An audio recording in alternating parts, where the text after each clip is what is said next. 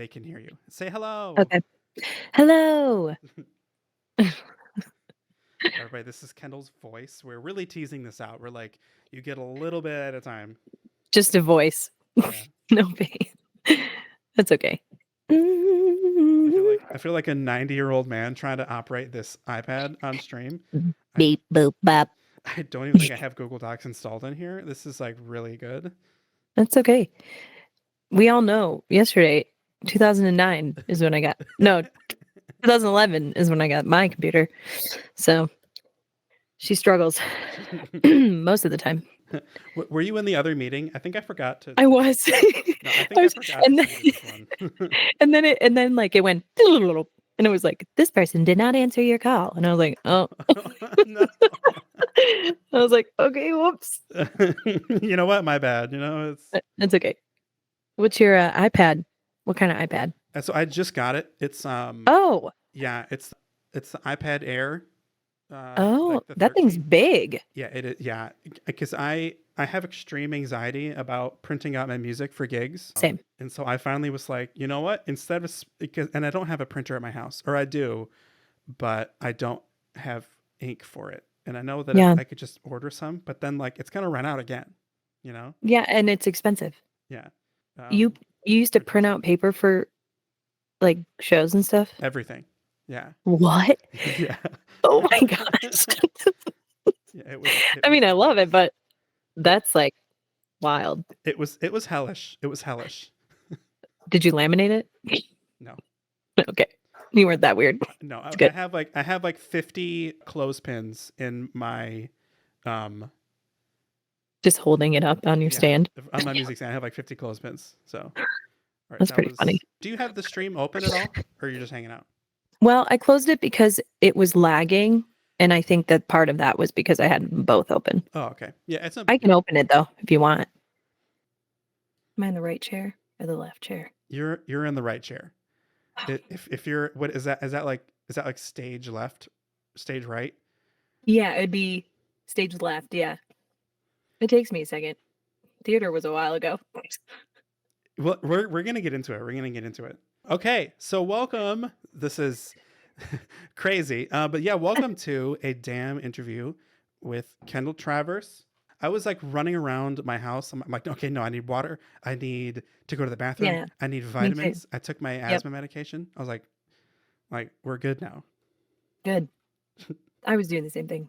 You were. Well, because you have asthma, right? I do. Nice. Well, yeah. This is a safe space for asthmatics. You're a member of the asthma gang. Yeah. Great.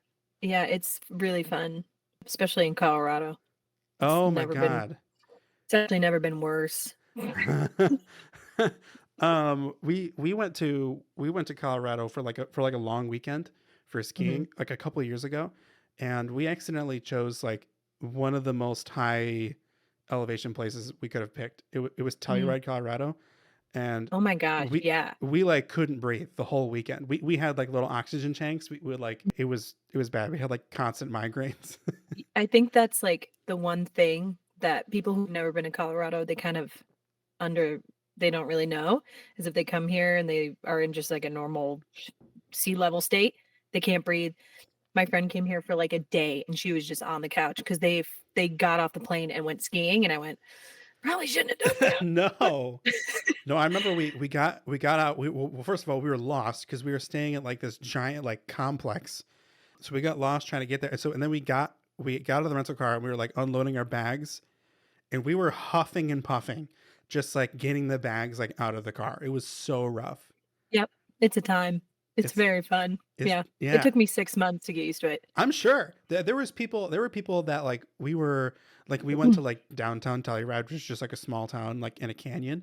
And there were like local workers that had been living there for like a year. They're like, yeah, I still can't sleep at night. I'm like, oh my God. Yeah. Telluride. I love Telluride, but yeah, it's up there. Yeah, you can't breathe. It's a town that rides the line of like incredibly bougie and like down to earth hippies. It pretty much. Yeah. It kind of looks like Switzerland. Like, if you've seen pictures of Switzerland and you know how you have the Yeah. background, it's beautiful, but it's very like, "Oh," and then you walk into certain stores and you're like, "Oh, this is, like, really upscale," but then, like, the streets don't look it. It's very Yeah. weird. So I The totally get it. the ski resort was very, and skiers and snowboarders, you probably know what I'm talking about. It was very skier coded. Everything was like Yeah. posh. Like you have to stand this way when you skiing instead. That's like Vail too. Vail's like that. Yeah. Very skier country or like Instagram skier. Yeah, Instagram's gear. Yeah. Yeah. Man. We So love it. oh my god. So up until today I have like a loose, like I have like a whole list of stuff, but it's pretty, you're like my first interview ever. So we're just going to kind of I'm so like go excited. through. Thank you. So Yay. for people who don't know you, which is probably everybody here. Oh, Sammy says don't go to Vale. Okay, we will not go to Vale. Yeah. I agree, Sammy. Agreed. I also heard Breckenridge is very flat for skiers, It for is. snowboarders. Breck and yeah, Winter Park's where it's at, in my opinion, There we go. if you're That's, gonna go. if next time I go out there, we'll go there.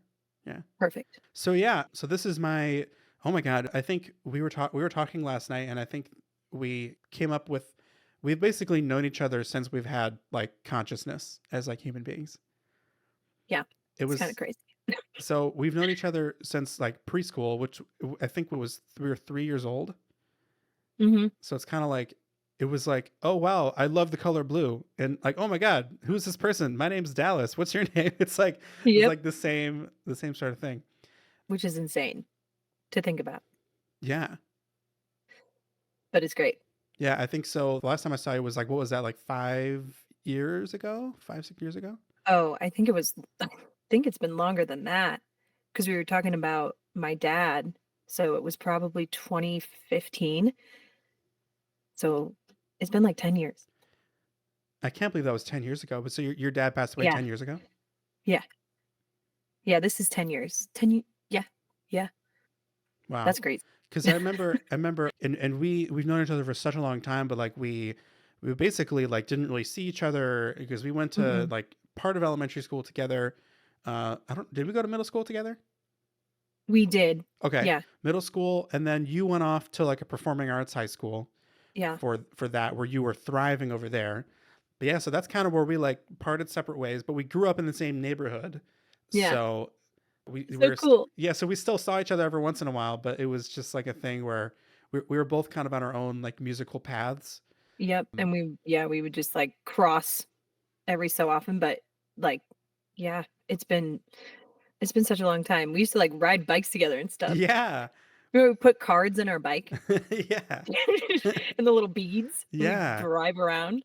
I couldn't find that picture of us Oh, that's okay. anywhere, but My if I find it, you can post it around if I find it. if you I find it. thought I knew exactly where it was, but I am anyway. sure in my parents' house somewhere they have a drawer full of like pictures of like Mhm. class pictures, which would Yeah. include preschool. So we're Yeah. on there, but my mom, she's busy. She didn't want to, or didn't find, Yeah. she, She's like, "Wow." she's you could find it yourself if you wanted to. Yeah. Um, That's funny. but so what's like when did you start getting into music? When did you start Oh, singing? man. Um, well, when I was 5, my dad put me in singing lessons because he heard me singing a Shania Twain song. I can't remember what song it was. Funny enough, in the backseat of the car, and he's like, "Oh, she's got like pitch. Okay, let's put her in whatever singing lessons." So I had the same singing coach from when I was 5 all the way up to like I don't even know, like high school, even Really? past high school. Yeah, she was great, and I was like classically trained, so that was where I kind of started. Was like 5 out the gate. They're like, "You're singing. All right, So what nothing is, else." so I've heard that before, Blind Bat says, "Yeah, Shania, we're getting Yeah, it." So what does, Shania. because obviously like, so like I trained classically as a trombone player, and Yeah. I've heard people say like classically trained singer before. What does that mean when you're 5 years old? Or like I what do think you remember from those lessons? Like were they teaching you like opera, or was it more like, I think it wasn't opera until I got older. So when I was like a kid, I think it was just more like breath work and like moving my voice and how to I basically like squashing all the bad habits before they became habits. So learning how to sing not out of your nose, out of your, not yeah, using your diaphragm, stuff like that. And I was singing, I think the first song I ever sang was Be Kind to Your Parents. That's what it's called. And then the That's so color cute. song. Yeah, it was really cute. I can't believe I remember that, but yeah, and then we do these little recitals, and those were such a blur because they were so scary. And then my first opera song was "Tu Lo Sai." I'm sure the chat knows what "Tu Lo Sai" is, What's that but from? it's just like a operetta, it's like a classical opera Oh, yeah. aria kind of. So, beautiful song, but yeah, that was that. 5 years old, I guess. See, I just remember because obviously, like our town, rural town, it had something called like Summer Bonanza or whatever. Do you remember Summer Bonanza? Oh my god. Yes, I'm so glad you Oh remember Summer my, you Bonanza. just unlocked a giant memory. Where's that taking you? 7 Up, Heads Up 7 Up. I Yeah, don't know why I remember playing that, but I do, but yeah, I don't remember what we um, did. We basically like played outside and then played army dodgeball or something. yeah, and, like, Red Rover, and then all the parents got mad that we were playing that. Yeah, I remember that. That's funny.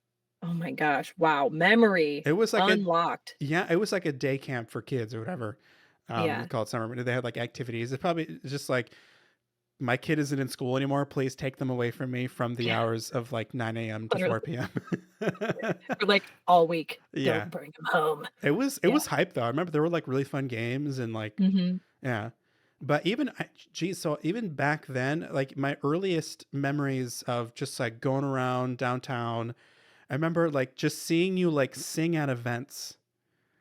And Oh my I gosh. will for some reason, and I'm remembering right now, I remember like being there like with my dad or something, and you were singing in like the local gazebo. Okay, for those, so picture Stars Hollow in your brain for chat. Picture Stars Hollow. That's basically like where we grew up. And so there's this gazebo, and they like do events there. And I remember you singing at like this big thing on like this bandstand, and I remember my dad going, he was saying like, "Oh my god, like the way she sings is like a grown woman. Like you've always, Oh, yeah, I, I love that. yeah, That's sweet. I didn't You're remember that." unlocking all these memories in my head. You're welcome. I'm I sorry. think I know exactly what you're talking about. Although those were the days where I would just, like, stand there like this, and I would just sing, and I'd be like, "Ah, ah," But and I, like, it was wouldn't. really good. Thank you. I appreciate that. Yeah. I remember your dad, I was just thinking about this memory. Uh, chat, I have ADHD, so I flip flop around, just so you know. But, You're in good company. your dad would call me Pendle. Do you No remember way. that? From the Yeah. field, he would do field day. He would do field day, and he was always like, he was always the guy that we do the ladder jump through. I don't know why I remember that. He'd be like, "Come on, Pendle." That Be like, is "Pendle's here." that I'm is like, such "Yeah, a my dad thing. He yeah, I know." He's so funny. he still does that with people. I'm sure he does. My He'll, dad would do the same thing, yeah. so that's probably why they got along. He calls everybody Pendle. Oh, yeah, everyone's Pendle. So it was just lucky that your name was also Kendall and it worked. Yeah, honored. It fit with the it fit with the rhyme scheme. Funny. But yeah, even just like talking to you last night, and it just reminded me of like just growing up with you. Like I feel like you've always been singing. You've always been a person that music is just kind of like emanating from.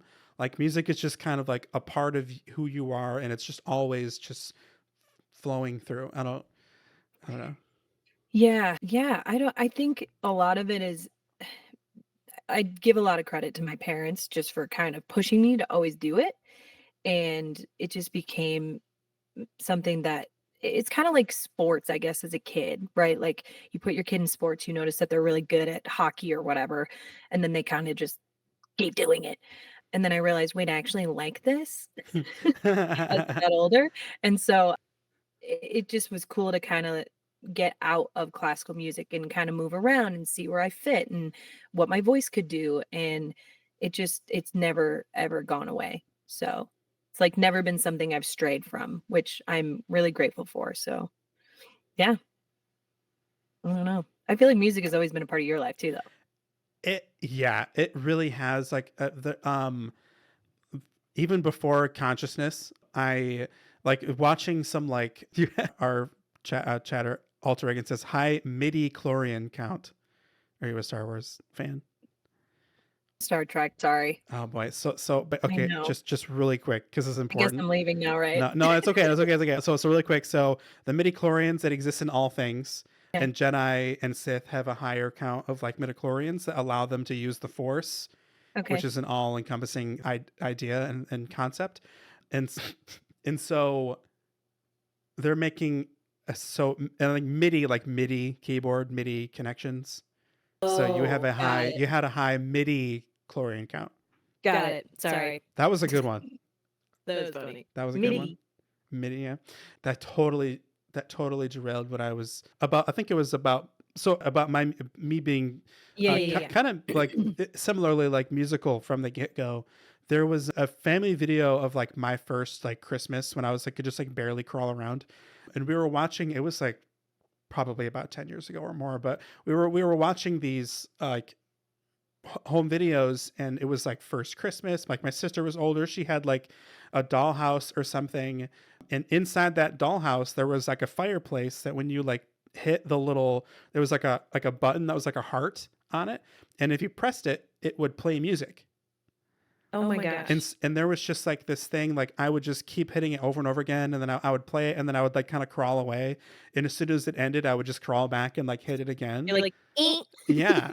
And so that's just one of those things that's like you're seeing it as an adult. You're like, oh my God, I've studied music my whole life. There's this early connection that I Yeah. didn't even know about, or no one even thought twice about it. Isn't that insane? Like what our Yeah. brains can pick up and, and my dad too was super musical, so I think just always being around it and him, like, even putting me to sleep to, like, the jazz, smooth jazz. I'm Did he like, really? "Okay." Oh, yeah. I have this one song, and I cannot for the life of me remember what the name of it is, but I have it ingrained in my memory, the melody, and it just and that song is the only thing I can think of when I think of, like, going to bed in my little bassinet or whatever. It's crazy. So I get that. I get that. Yeah. Me and my bassinet. My what my parents did is they had a boom box, and they had a CD player, and there was a CD called like Z Sleep or something, and I don't know where they got it, but they played it for me every single night, like outside mine and my sister's bedroom doors. And there was like some some classical music on there, but the one that really sticks with me was, do you know All the Pretty Little Horses? Oh, the pretty yeah, I do actually. I Yeah, think I sang that really. one time. Yeah, It's a gorgeous tune. yeah. So like that one and like a couple of those are just like ingrained in my brain from that CD because I would fall asleep to that. Oh, And every once in a while I try to like find it, but it's nowhere. It's just that's a nowhere. good one, man. Those are the greatest hits. Yeah. All the Pretty Little Horses. Yeah. That's funny. Yeah, it's so weird, right? Like what we can remember Yeah. as little babies. So you mentioned your dad. So what was his, I mean I obviously know, but so for everybody here, so what was his Yeah. connection to music? Yeah, my dad, so he played guitar. He was an incredible electric guitar player. Really good. He thought he could sing, and I just, I was like, "Dad, that's what, I can't play guitar to save my life." He tried to teach me, and I couldn't do it. But he was in rock bands and primarily just mainly rock, really. And he actually hated country music, which is so funny. He's probably rolling around in his grave right now. Oh my He God. hated so the only country I could listen to was Leanne Rimes. That was it.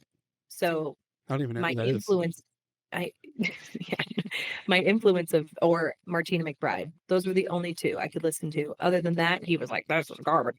Um, so it was just 80s, 90s rock, and I think he loved it. A little bit of, like, John Mellencamp in there too. Little John Oh Mellencamp, yeah. a little, like, Creedence Clearwater, and he just that's all he played. That's all he played, literally, Well, throughout our house, so what when so when was what do you remember what year your dad was born? 61. Okay. 61. Yeah. So, and then your mom, when was she born? 63. Yeah. Okay. Yeah. So they're just a little bit older than my parents. I think my dad is 65 and my mom is 66. So, Nice. so right Yeah. there, I was just curious, like, him being really interested. I remember like he had like a rock and roll sort of like vibe. Yeah. Um, I Yeah. remember, You did. so I'm just trying to like do the math of like what if that like if he was kind of like more or less in with like the rest of his sort of age bracket for like 80s and 90s rock. Yeah. It sounds I like think he was. it sounds like he was into slightly more contemporary music for the time. Yeah, Because he 70s would did. have been his thing and like growing up. Yeah, he did, but like he didn't enjoy like AC/DC and Nirvana. Really? He just like he wasn't into like the almost we're getting heavy, too heavy. He liked the Who and the Monkees and stuff like that. And the Eagles, which is funny because he's like, I don't like country music. I'm like, Dad, like the Eagles are like teetering country, right? Yeah, like they kind of okay. But anyway. Um, but yeah, I mean, and my mom loved AC/DC. So Really? that's why I just remember that too. And she loved disco, and my dad hated disco. He was one of those. He was literally like, he would wear the I hate disco shirts and had the long hair and like the earring. Do you remember his earring? Yeah. He used to Oh have my, like no earring. you just keep unlocking parts of my brain. Yeah, me too. I always forget that he wore that, but yeah, he always had an earring. And I don't know, it's funny because he grew up really conservative and really Catholic, and his parents did not let him listen to this music. So I don't know where I think it was honestly his friend. Do you remember Mr. Russ? His friend, I don't think so. Charlene's dad? No. I think just his friends in high school kind of like they were like, come on. So I think I don't know. I don't know where he got the influence from, but who knows? I It was a remember good because I picked up guitar and I remember asking your dad because I was just kind of bewildered at anyone who was good at guitar, you know. yeah. And I remember and I was like, "Oh my God, do you play lead guitar?" And he's like, "Yeah." He's like, "You don't really like get to this age without learning how to play lead." I'm like, "Oh, that makes sense. Yeah, totally, totally." Did he say that? He did, yeah. He was like That- really confident about it. that's such a dad line. He would say something like that. Yeah, next to get to this point, unless so funny. But Oh man. he was I think he was pretty well known in like the local like theater circuit, right? Yeah, he would always play in like the bands if we did like theater stuff. He loved to do that. And I think his favorite show to play was Jersey Boys. He loved Really? playing the That show. makes Yeah. sense. Jersey Boys, and then he loved Altar Boys too. I think it should say they just had like I don't know what the Frankie Valley thing was. He had a weird Frankie Valley thing too. But yeah, he used to play it. Every show that I did, he would play in, which was really cool for me. That's sweet. So Yeah. yeah. So going getting to musicals. So was your first musical that you did was that in high school? No. I No. know you've done Suzical No. 5,000 times. Oh my gosh. I've done cats 5,000 times, which is wild. I don't even know. Like if I were to go back, I don't know. But I think what was the first show I ever did? I don't even know. I think it was Beauty and the Beast, and I was Chip. And I oh no, I'm lying. I did And Get Your Gun. That was my first show. And I was little Jake. So they had little Jake and little Jack because they had two of us two girls play those parts. And I was really bad. I was so bad. I literally just stood there like this, like lines. Um, no, really, I was like, um, that was like my first show, and I think I was, oh gosh, 9, 8, 9, I think, something like that. So that's elementary school then. Yeah, Yeah. yeah, I think so. What about when did you start musicals? I know you did musicals. I did musicals. I didn't really do them until high school. You didn't do it. Okay. Yeah, I was. We'll talk about. Well, so I did a handful of. I kind of bopped around. I did High School Musical my Mm. freshman year of high school, which was awesome. I played a Brainiac. You know, I grew up taking dance lessons downtown in Stars Hollow, and so or like classes. So I loved to be on stage dancing and singing. That was my favorite thing. And so High School Musical was perfect because if you're just being like I was like Brainiac number five. Yeah. So I wore like a preppy polo, Mhm. and got to do choreography, got to sing, got to dance. It was amazing. And then I kind of bopped around. I had a speaking role in Alice in Wonderland. It's a It fun show. was I was the knave, the trumpet blowing guy, because I was like the only band kid that could like be on stage and play something. So that was Right. kind of fun. I was I've only been in a handful, so it's like pretty quick to just go through these. Do you know the 25th annual Putnam County Spelling Bee? Yeah. I was one of the gay dads in that one. Oh, Yeah, fun. Wait, that I was think I really saw fun. that. I think I did. Yeah, I think I did. Oh, My bad. I'll start us out. Sorry, I Hal. think I did. I remember seeing that spelling bee. I did. That was really fun. Yeah. That That was was that was more like that that was the most serious like acting role I had was in that one. I sang in the chorus, and then me and the other guy that was playing the other dad and like our daughter, we had scenes together, and it was really fun. Stressful. Yeah, I never like had to like really memorize like that many lines before, so that was kind of stressful. yeah. Oh, and then this one was rough. Okay. I'm just going through here. So there's spelling bee.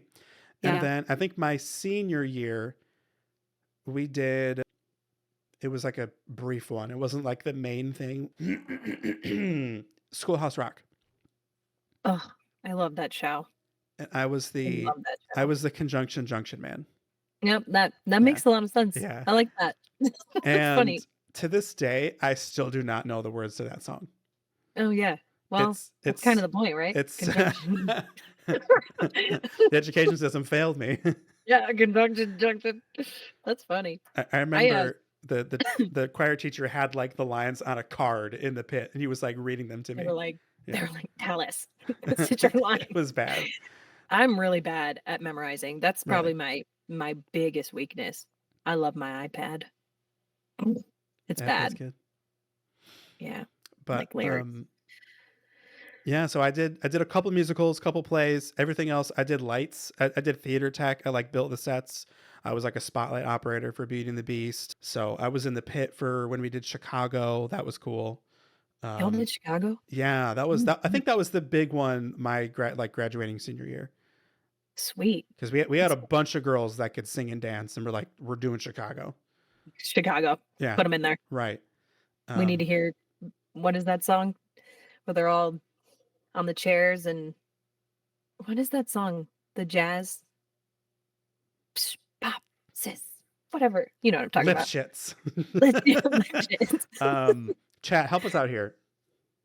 Oh. Cell Block Oh, Tango. yeah. Yeah, he had it coming. Yeah, Thank you. yeah. Thank you. Chat. My brain's like, what? So that's my whole basically my whole CV for musical Nice. theater. I auditioned at a community theater once, and it was the following. I think I graduated high school, and then they were doing spelling bee, and so I already knew like every single line to that thing. So I auditioned for it, but I didn't get it. Nice. Some Oh, like cuter guy that had like a better range than me got it. Asshole. rude. But Rude. honestly, like I don't know about you. I'm curious what you think. I kind of loved the audition process. Oh, I hate auditions. I hate them. I don't know. I hate them because it's like maybe I don't know if it's a girl thing, but it's just like very like I don't know. And the last time I think I've actually auditioned for something was when I auditioned for Ships, which was years ago. So I've never actually sat and had a singing audition in quite a minute.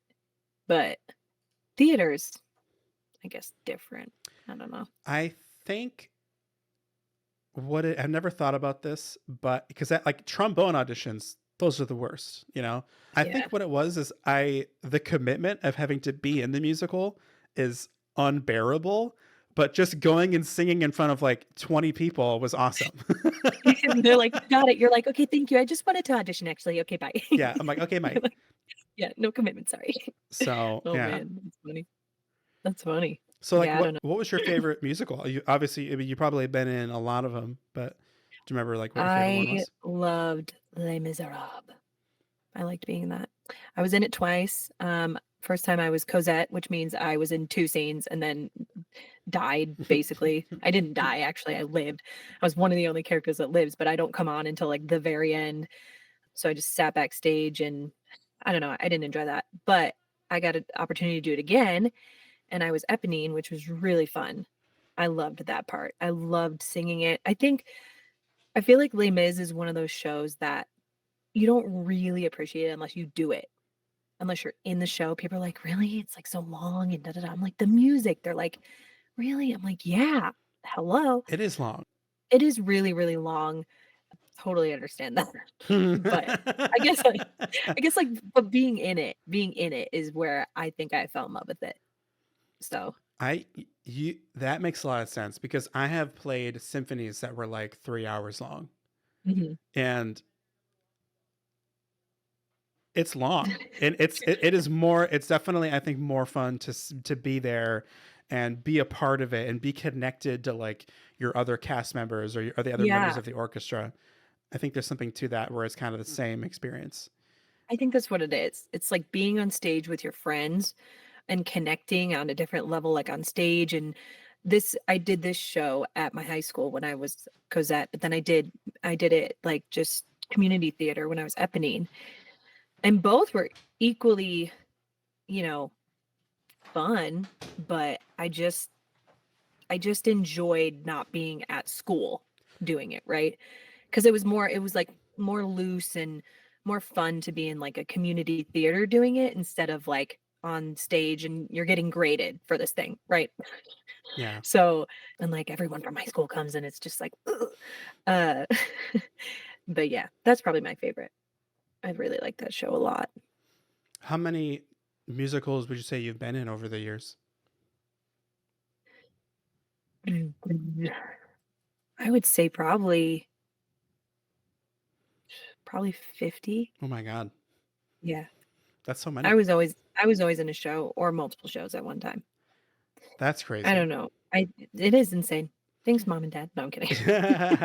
It There's wasn't everybody. a friend of mine at my work. She does theater, just kind of like, but it's been a few years. So her and I, we talk about it.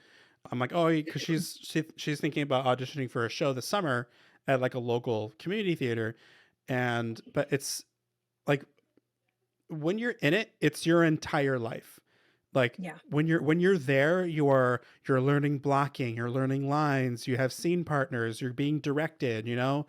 And when you're not there, your feet are sore and you're fucking tired from being around 100 other people all day, you know? So you basically 100 just other theater people, right? yeah. You know? So It's it's like, "Whoa." so for her, like when she took a break from it, she was like, "Oh, I don't have anything to do from Yeah. like all day after work or something." Yeah. Do you think you'll ever get back into it? Uh, I don't know. I've thought about it. The thoughts have been there. I think maybe one day, but I don't know. It's again, it is a lot of work, and I think just my life right now, I don't think I could add anything else. So, if I had nothing going on, I probably would, Hmm. honestly, because I do miss it sometimes when I, like, look up shows and stuff, and I see it on TikTok. Like, right now, I'm in a weird Hades town. You heard of Hades Town? No, but Ah, I've so seen it, but I don't think I've like seen anything of it. yeah, it's really good. Orpheus is yeah. Anyway, yeah, sometimes I'm like, "Ugh, I miss it." When I talk to my friends, they're like, "We should do a show." And I'm like, "I would love to do a show. I don't have any time. Yeah. I have no time." But you're right. Like she's right. It literally takes up all of your energy too, especially as you get older, you Yeah. know? So, I mean, but especially for like 9 to 5 workers, which I am, you are. It's like, do I want to go home and have to like put on like performance clothes and like go or tap shoes or something? Put on tap shoes, put on your jazz shoes and your onesie and go dance. Yeah, I don't know. I don't know, yeah, doesn't sound fun right now, at least, but, Yeah. I mean, would you ever do it again? No. I mean, Good, there I you go, mean, you know. it's what's one I enjoyed singing for people. I enjoy singing for an audience. I think that's why I do Twitch, you know? But it's just too much. I mean, I Yeah, get paid to do musicals, to do like the pits and stuff, but even then I don't like doing that either because it's the right, same because that's prep, it's the same commitment, you know? Well, you're right. you're not like through all the rehearsals, but it's you're still like there's at least 2 weeks of your life where you're doing nothing but sitting in a dark hole full of sometimes ornery other musicians. Yeah, what is that? Why? I don't understand And it. you're like, "This Stanley, I don't have any room Oh for my my gosh, slide." and a net, the net. Yeah, the net. Or you just got like random tool just like cascading into your lungs. I'm like, what is this? Like, this doesn't seem safe. Anybody? No. Sweat dripping down from, like, I'll just the take my lead. $50 and shut the fuck up, I guess.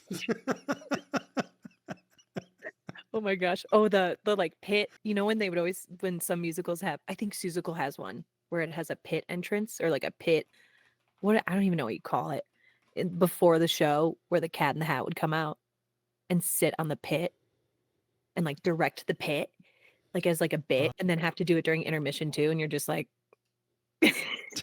you're like, it's it so it funny. is what it is. I mean, it's definitely a weird experience. Like I've played mostly for high schools, really, and I remember they did Newsies or something. I don't remember what school it was, but it's like you're hearing a bunch of these like kids with like these fake New York accents. You can like by the end of a show run, I usually have an idea of what's happening, Yeah. but I can't see. The trombone player is always like the trumpet player gets the best seat because they sit like usually like toward the front and like to the left in the pit, Oh, so they can usually see something. You know what I mean? They get a and you're in the little. corner. I'm in the I'm underneath the stage. I'm like underneath the vents. I'm like just like in the corner, playing all my music. And I'm like, Oh I'm like, my I don't know gosh. what's. I'm like, did William Howard Taft just get assassinated? Like, what is this? You wouldn't know. I know. I You wouldn't think know is the that's so funny. I forgot about that one. Assassins. That's another musical. Oh, that's a good musical. That one was good. That one was That's good. a really good one. I totally forgot. Um, I have a whole resume of musicals under my belt and, for pit like, work. my hot take, which whatever, I think In the Heights is a better show than Hamilton. I just do. I, And I I'm not on the Hamilton train. I don't know what it is. is I can it appreciate it. is it the talk rapping? Yeah, it's the talk rap. Yes, it's the talk rapping. Chat is saying, oh, earlier. Also, I'm gonna say hi to a few people. Hi, Akon. Hi, Pigext. Hi, everybody. Hello, Kai. Hello, Sammy. I don't think I officially said hi to anybody today, but yeah. So Blind Bat says 100% In the Heights is better. Um, Thank you. what's In the Heights?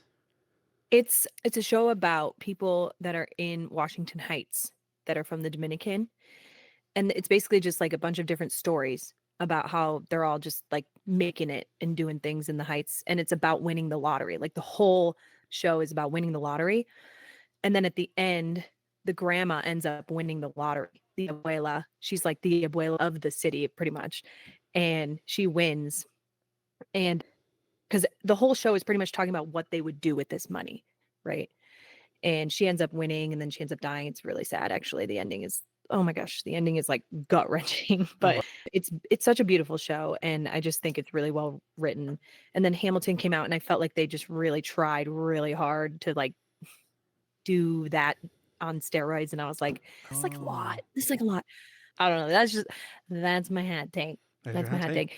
take. Yeah. I could never sing those songs, but I that's one of my dream roles is to be in that show, but I was like, "Man, these girls are up there in the stratosphere. I can't do that." Hmm. But Are you an alto? I think as I've gotten older, I've become more of an alto. Are you a I mezzo soprano? yeah, I'm a mezzo. I hate that so stupid. So I hate that. I used to be singing melodies for soprano stuff. I don't know where that went. That's gone. Bye bye. You don't use it, you lose it. It's all gone. But I think now I sing a lot lower than I used to. for sure. But I think, I'm comfy now. yeah, I think you've always had a very resonant, like lower range. Oh, Um, really? yeah, I mean, and I think so. So the music that you're writing these days is mostly country. Like Mhm. you're fully into the country vibe, Yeah. and I think that that lends itself really well to lower tessitura. Yeah, I would Yeah, agree. I would range. agree. I think back in the 90s, the higher upper register for country was really heavy, like Reba and Dolly and stuff like that, Mm, singing way up there. And I think it's just taken a crazy turn where people like Ella Langley and like Megan Maroney just kind of have this almost talk singing kind of style or this a grunge, and people just really like the grunge. I don't have a grunge, but I definitely don't have like a really high pitched voice like back in the day. mm. But yeah, I don't know. Sometimes I wonder if I'm like, does my voice sound good singing country? I don't know. Like I don't know. It's But what's it sounds good singing like what? Sorry, one more time. country, Oh I don't yeah, know. I think it suits you. Oh, thanks. We have a couple more comment. Hamilton was all right, but it's nowhere near my favorite. You're in town was fun to work on.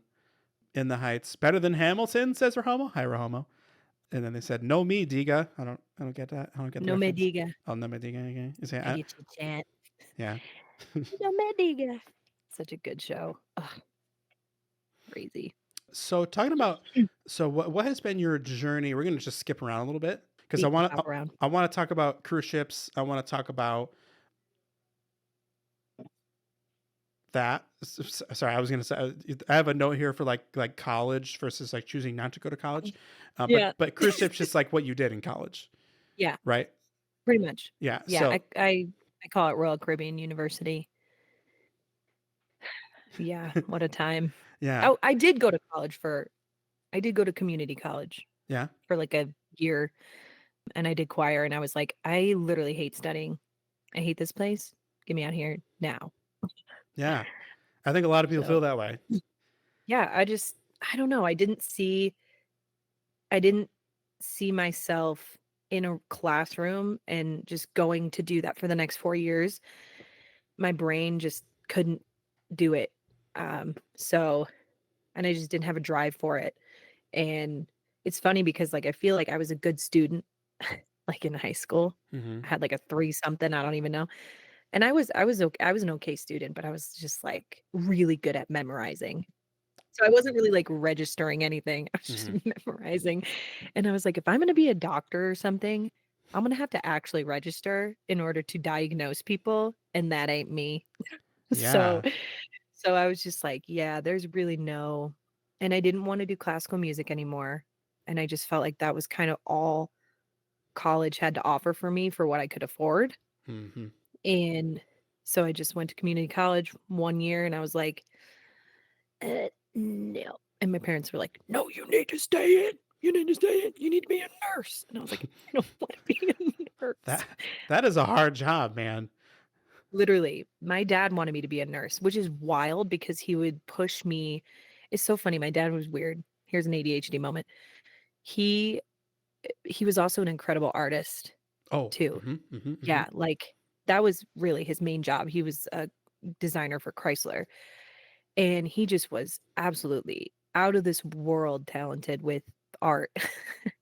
And, like, at a young age, kind of around the same time I was singing, he was, like, seeing noticing that I could start to draw, and he would literally, like, take papers away from me, be like, "You're not drawing because you're gonna be poor. You're gonna be poor." And I'm like, "Okay." So then he's like, "Let me put you in singing lessons." I'm like Whoa. I'm like, "Okay, so I'm just gonna go hop from artist to artist. Okay, great. That's fine." Yeah, very similar career Yeah, I'm like, paths, "Okay, dad." artists and singers. Yeah, so I'm like, "Alright, whatever." So, anyway, I think he just was realizing, like, I really enjoyed singing and it was something that I loved to do, but it's really hard to have a steady income. It just is, unless you're constantly, going at it, which can be really tiring. And so that's when I decided, well, what can I do that can sustain me and I can make a career out of this or at least get a couple years under my belt building a repertoire, blah, blah, blah. So my friend was like, "Well, have you thought about cruise ships?" And I was like, "Say less, what?" And they were like, I was like, "Cruise ships, what?" And so I ended up auditioning in Toronto. I don't know what year this was. This was like right out of my first year of college. So basically I was 19, I think. That would have been between 2012 and 2013. Yeah, that's about right. That sounds right. So I ended up going to Toronto, drove in the snow with my mom and went to Toronto and auditioned. And then at the end of the audition, they give you like a paper and they're like, "You got the job." And I'm like, "Okay, great." They're like, "But you don't have a contract yet. And you're not going to know when you're having a contract." And I'm like, "Okay, so what do I do?" They're like, "Live your life until then." I'm like, "Okay." Whoa. So I ended up not signing on to my next semester because I said, "Well, I have the job. I just don't know when." So I'm like, "I'm gonna take this job if I get it." I mean, first of all, amazing. And that's the time when you can kind of do that stuff. You're like living at home, figuring shit out. You're Yeah. like fuck college. I want to be able to cut and run and do cruise ships if I get called. Yeah. What That's was pretty much it. what was the because I remembered earlier today that I actually auditioned for a cruise ship once. Um, You did? yeah, Oh, stop. Like to play yeah. or just okay. Okay. What If did I you audition for? if I auditioned today as a singer, I'd probably would get somewhere. You would be a great. You would be an incredible like oh, sorry, I'm not even gonna tell you this because you're gonna get ideas. You'd be an amazing schooner bar player, which is the piano player singer guy. You would be incredible at that. You really would because you have the Oh, personality to because you have to be like charismatic. You can't be like just playing. You have to like talk to the crowd and be fun. And I feel like you'd be so good at that and you'd kill it. You get all the tips. you know. Um yeah. I was kind of speechless when you were saying that. That that that really means a lot to me. I mean I it. I wouldn't say that if I didn't mean it. I just I singing on Twitch has been something that I've done, and I've slowly. If you look at clips of me from 2 years ago, or yeah, almost 3 years ago, when I was singing, I was very in the box, very just all right here. None of it is like when you sing, it fills up the room, whatever the size of the room it is. If it's a small room or if it's a cathedral, you are filling that with sound from wall to wall. And that's and that's like that's what professionals do. Thank you. And it's you're welcome. It's the same for flute, trombone, Yeah. piccolo. Same thing with you have to be able to project and play to the room. But oh fuck, I totally I'm losing it. Yeah, ADHD moment. We were talking about ships and then I sidetracked you because I'm good at that. This is perfect. I think if I auditioned as a singer now, I would be more confident. And I was talking about like my journey on Twitch. If you look at clips of me like on TikTok from like 2 years ago, I was all right here, and Yeah. I have been working on my technique and confidence I ever noticed since. that. The first Twitch that I listened to, I was really like, "Wow. Okay." Like, no, I'm serious. And I had my phone down because I was eating dinner. I was like and I was just kind of like I was like listening but like also eating. And my husband was listening and he was like, "Is that your friend?" And I was like, "Yeah." He's like, "He's good." And I was like, Aw. 'cause he didn't know you sang. Like Oh. I didn't really I mean, I gave him that we grew up together and blah blah blah, but I didn't really like talk about how you and I really connected on music. So he was like, "You didn't tell me like he can sing." And I was like, Sorry. To be fair, like I haven't heard him sing in 10 years. So Yeah. you really like you really have like I don't know, it just sounds really good. Your vibrato is really good. I know you've been working on that. I have. I Yeah. the even on like on trombone, like I can turn it on and like that really fast like golden age sound For whatever Mhm. reason, my vocal cords and my lips just are good at doing that, like that kind of thing. The Snow um, White. yeah. You Yeah. know what I mean? Um, but so yeah, not to spend too much time on this thought, but just in my mind, you've always been the singer and I've always been the instrumentalist. So it means the world to me that you like how I sing. So Of course, friend. yeah. And I wouldn't say it if I didn't mean it. So But well, thank you. Years ago, I think it was before I left for my master's, I auditioned for Royal Caribbean. you did? Yeah, but it was all I had to submit a tape. It was all Mhm. digital. I submitted a tape. I didn't have to go anywhere. And then I made it past the tape round, which was basically like play us anything. And I was like, okay, here's some classical shit because that's what I do, you know. Yeah. But the live round, it involved a lot of improvisation, Oh, and that's not really my jam. I interesting. Yeah, so they sent they're like there was a sight reading thing, so they sent me like Oh, yeah. music, um, and then they're like, here, this is what you have to do. You have an hour to learn these changes over this tune, and then you have to play it and then solo over it. And so I took that time, and then the only thing that I did, it was like some kind of like I'm like, but Yeah, yeah, yeah. but the only cool thing that I did was at the very beginning. I did the salt peanuts lick. Oh my gosh. So it was like, That's great. and then I had nothing. Had no material after salt peanuts is all I had. You were like, "And I'm done. Okay, thank you." Yeah, and so they were like, it was fine. People are laughing in chat. Everything was fine, but they were like, sounds great. We'll let you know. So then they got back to me. However, probably like later that day because they knew. They said, Yeah. want to tell me to my face. They're like, yeah, you don't really have the improvisation chops that we're looking for. I'm like, fair. I don't understand that because I'm thinking about the improv that I've seen the bands do on the ships, which is none. So, not sure where that's coming from. The sight reading makes sense because they have guest entertainers that'll come on every other week, and they Mhm. just have to learn the show, like, in 5 hours. So that makes sense, but that I don't know where that's funny. I didn't know that. That's cool. We What could have been buddies on the ships. That would have been really awesome. Yeah. What kind of music were you performing on the ships? I've seen like Ugh. a highlight reel or something that you've posted over the years. Oh, goodness. Was it all like Um, shows? What was it like? yeah, ships are funny, and Royal Caribbean specifically is really good at not updating their shows. So we've done stuff from, like, the '40s up until now. They're finally putting, like, modern shows on ships, and I'm like, "Okay, guys." Which is fine. It was fine, Yeah. but what I will say is it really expanded my repertoire. That's where I learned everything because I had to do a disco set, I had to do a jazz set, I had to do, like, rock, pop, I had to do everything. Like, I don't think there's one genre I didn't do on a ship. So, that's kinda where I learned a lot of how to sing differently, I guess, in different songs, and, like, each show on a ship was completely different than the other show, so we normally had 2 shows.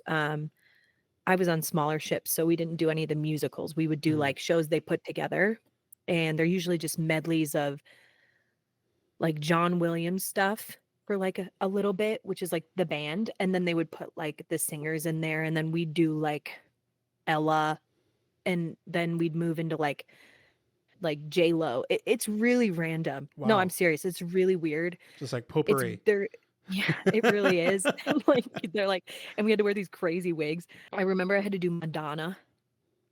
That was a time. That was fun. Yeah, so I pretty much did every genre, literally, on the earth. That'll learn you quick. Just like here, Yeah, like so how long did you do that for? 5 years, Really? I think, yeah. So like what kinds of places would you sail to? Like was it always like Alaska or whatever, blah blah blah, or Oh my was it gosh. like Florida to Florida? Like like where'd you go and we're like really cool? Unfortunately, I had like so I always had the Caribbean. I say unfortunately, so Oh, Royal Caribbean, right? unfortunately, I only saw palm trees. But unfortunately, I only went to Mexico. No, but I really did. I only went to Mexico. The coolest place I ever went was Bermuda. Bermuda was really fun. Wow, the Mm. triangle's lovely. You know, it's chill. I don't like everyone talks about it being so crazy, and I'm like, it was just chill. I don't know. But yeah, Bermuda was cool. And literally, I have not been anywhere else besides Mexico and there. And I've only cruised around to like Europe with my husband because he always got the Mediterranean contracts. So, and I was always stuck in the Caribbean, stuck around, which sounds just so like to say. But when you've seen Cozumel, like every trip, it's like Groundhog Day. And it's just like, okay, I've seen enough Cozumel, Mexico, you know? Oh, I did go to Key West, and we were usually always out of Tampa. Hmm. That was like our main port, like our turnaround day, as they call it, which is when they do a new cruise. So those were the days. Those were the days. I don't think I could do it. I get too nervous on boats. I get it. Yeah. I get it. Um, I think I'm more nervous now that I'm not so naive. You know, Hmm. like back in the day, I was like, oh, um, but now I think I would be way more nervous. I'm way more nervous to fly though than be on a boat. Really? So, yeah, you can swim away, you know. You're just going down, you can just like if you're going down an airplane, you're dying, you know. So it's like, I I guess don't know. I guess that's true. Yeah. You know, you have to like brace for death. Whereas like you might have a chance. I think I don't know. I think I'd rather have the plane Because that's like a if you than are being dying, it's a been slow death, it was just right? The chat's gonna be like, this yeah. girl's crazy. So It's nuts. I don't know. I'm just like terrified of like open water. Yeah, sharks and whatever's there. Yeah, I mean it's a big place, the ocean, so maybe it would be fine, but it's so big. I don't know. I don't think I could do it. I don't blame you. I think the other part for me was being stuck with people. Like Mm. you're you sleep, eat, breathe with your castmates. And that can get really fun over Where- 9 months. Your eyes have just changed. So were you like in like a bunk with like three other girls, or what was the like the sleeping situation generally? Yeah, it wasn't a bunk. Royal was interesting because they had this thing where they had featured singers and then they had girl twos, which is what I was, which is a singer dancer. Singer dancers didn't get their own rooms, but featured singers did, which is weird because we do the same show. So and then the bigger the ship, the twos would become now they get their own room, but the threes wouldn't. Oh, It's really weird. you're like But literally I more was talented only than me. You could dance. Like what? like it's literally like she gets paid more than you and she's better than you, so she gets her own room. Like it's literally like that. Like that's how That's it feels. nuts. Yeah. But no, I was usually with one other girl and she Mm, was usually a dancer. mm. Um, because you'd pick them in rehearsals and then you'd be on the ship with them. I feel like So dances are generally pretty cool. they are. I made so many friends on ships. Like the guy who officiated my wedding was one of my singers on the ship with me. So yeah, What they're cool. and part of this curiosity might just because I've been watching what's that show? It's called like On Deck Down Under or Oh, something. below deck. Below Deck Down, literally the opposite. It's I love Below on Deck. deck, down under. I love On deck, On down Deck under. Up and Up. Up and Um, up. that show is I'm addicted to it. It's so good. So It like is. so what's it like? I mean, I spoiler alert, you met your husband on a ship, right? Sure did. So like, but what is did you date anybody on ships? Like We're going flings? there. We're going Just, there. just like briefly, like what's it like?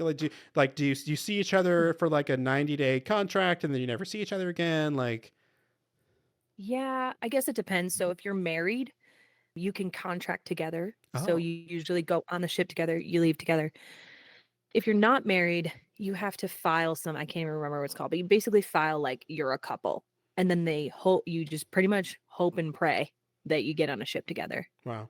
So if say I got on the ship and then I fell in love with somebody or whatever, and then 2 months later they're gone. It's like, well, may never see them again. So that's when you kind of have to really make the effort if you want to be with this person. And that's kind of what Dylan and I had to do. So it was just very like, do you love him or do you not? Because you got to figure this out because he's leaving. You know what I mean? Wow. So So yeah, did you spend a lot of time apart then we did. We when you were, were still working on uh, ships? yeah, we were long distance for 3 years, which Wow. is insane. And he was a captain or something?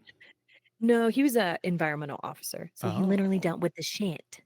He dealt with the shit and the trash. Oh wow. See, Yeah. I thought maybe like he was in charge of like carbon emissions or something. Sort of. I mean, yes. Okay. I will give him more credit than shit and trash. But but it is an very important job Yeah. on a ship.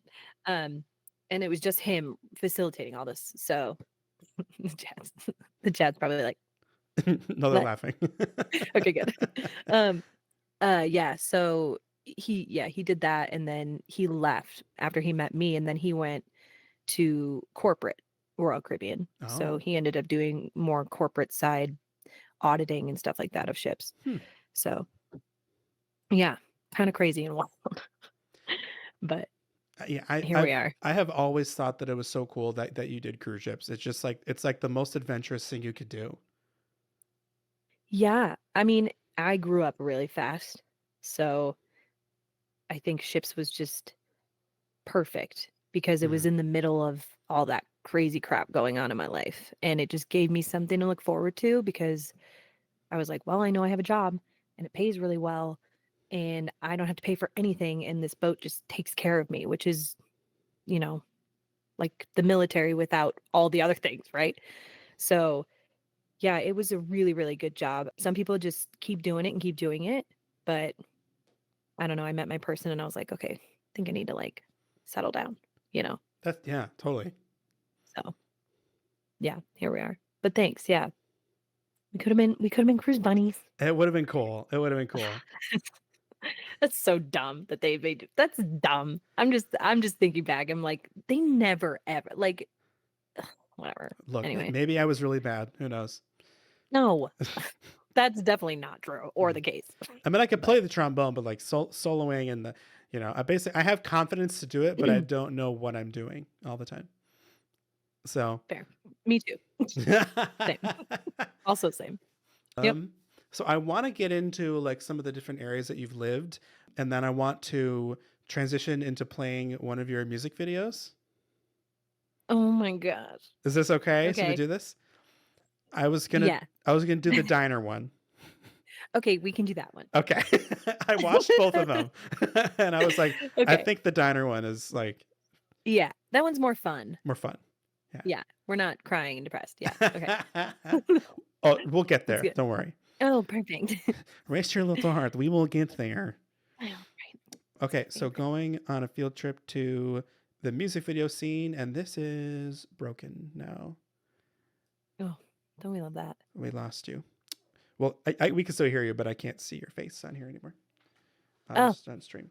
Give me like 1 second to figure this out. Okay, YouTube. Mm. That's that. Google Meet is there. It didn't move. It's still in front. We love that. It was just like, we're done. We don't Yeah. need to figure it. I don't know why. I just decided, you know what? What if I uncrop this? What happens if I uncrop it? Okay, no, you just don't exist. That's funny. Oh, it's hilarious. I'm laughing. Dying. Dallas dying on the inside. Yeah. Gosh. In the quote. Yeah, the thing is here, but it's not showing your face anymore. So Oh. I guess I'll just play this. Let's see. Let me just try one more thing. Google Meet. That's you. Let's try Um, display capture. That. This. Oh, that's the wrong monitor. Sorry. Are you seeing what I'm doing on Twitch or no? No, I'm hearing my husband flush the toilet. So that's so annoying. Just wait, why is You're it not allowed to go to the bathroom. Okay, so I think we're just gonna have to watch this without seeing your face on That's okay, right? on the screen. I guess We so. don't need to see that. Oh, well, I wanted to, but everything else. Let's go back to this real quick. You're gone from here too. What the hell? What the hell? Oh, there you are. Okay, I think it's just because it was in front of your face or something. So let me try one more thing. Gonna move this over here. Not blocking this. Oh, music video. Okay, now we can. I just have to resize the thing. Now we can see you. Great. I don't know why these get me feeling so insecure. The music videos? Yeah, I have no idea why. They're so good. Okay, well, thank you. I appreciate that. I don't know. I don't know how to make a music video. That's why I wanted to show it. I think it's gorgeous. Oh, I don't know either. So when did you? So this is what it means. This is an original song by you, right? Yeah, this is my pop. This is my pop era. Yeah. So originally you were, I guess, well, you just said it. You were more of like into like producing and like writing pop music. Yeah. So yeah, I don't know if you'll be able to hear this, but I'm gonna play it. Maybe if I do. If I turn on loop back. You might hear yourself in your own ears, but you should be able to hear this. Can you hear it? Oh, okay. No. Never mind then. That's okay. I don't need to, you know. It makes me insecure. Electric lover, baby. I thought there was no one to figure me out, but then you came into my life and said, baby, I know you're crazy. When I push too far, still take my hand and say that you'll go far. Maybe if I watch it with you. But it's the way you are. This thing with you, it makes me feel like. Okay. What it means to be loved, what it means to be loved, what it means to be. Oh my gosh. What it means to be loved, what it means to be. That sounds different.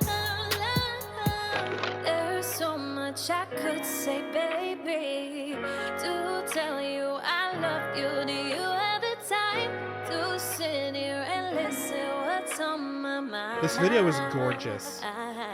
Thanks. Yeah, just hold my hand. I'll give you whatever you want. Just give it time, 'cause you're the only one I want. Yeah. This was done by a friend in Michigan. Really? Yeah. It's ecstasy when you're under me, baby. The costuming is What immaculate. it means to be Got it. loved, what it means to be loved, Salvation Army. what it means to be, what it means to be loved, what it means to be loved, what it means to be loved, what it means to be means to be loved, what it means to I wish I could be, what see. it means to I know, be sorry. loved, what it It's so means to funny. be Just like watching. Just dance. It's all good. We'll never know. What it means to be loved, what it means to be loved, what it means to be, what it means to be loved, what it means to be loved, what it means to be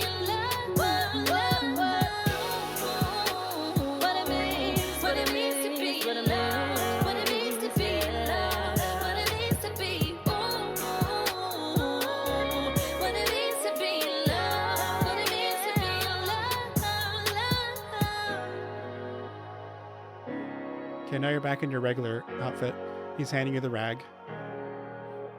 Oh. Cinderella.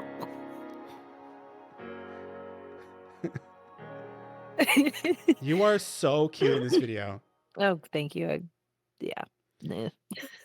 Oh, now it's going on to the next thing. Okay, so let's go back to the main thing. So, oh, whoops. So tell me about that song. There is, I think there's like, so we have like a theme of there's this guy that he's like, you're at this restaurant and you're just serving him and you're kind of imagining your life with this guy. Yeah, it's actually kind of creepy if I think about it. It's like Like, everyone does well, that. it's like a fan. It's like, yeah, it's kind of like I'm dreaming about being with this guy, and the whole point of it is that he's just somebody that I like served at the restaurant, and his like annoyance is the fact that like I'm just there to him, like, and I'm thinking about like what would it mean to be in love? You know what I mean? It would Oh, mean, and then the song is kind of, so it's kind of what I do now, which is like take really sad stuff and put it to like happier music to kind of lessen the blow. And this was kind of one of those things where it's just like what it means to be in love. It's like, I don't know. I have no idea. And that's really sad. And I wish I could, but I've never been in love kind of thing. So let's put it to this happy thing and like just pretend like we are happy and, pretend world. Right. But really, I'm like really unhappy in my life.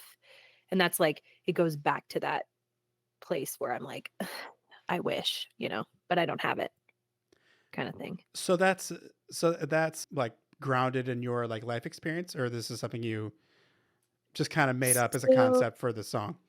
yeah, I kind of just made it up. The the track was made first and Mm, my producer showed it to me and I just kind of wrote to the track that's and awesome. I just felt like, and actually my friend Jordan was with me when I wrote this and we kind of just was like, "Oh, what do we want to make this into?" Oh, okay, what does it mean to be loved? Like we just wrote that part and then we wrote the verses around it, which was cool.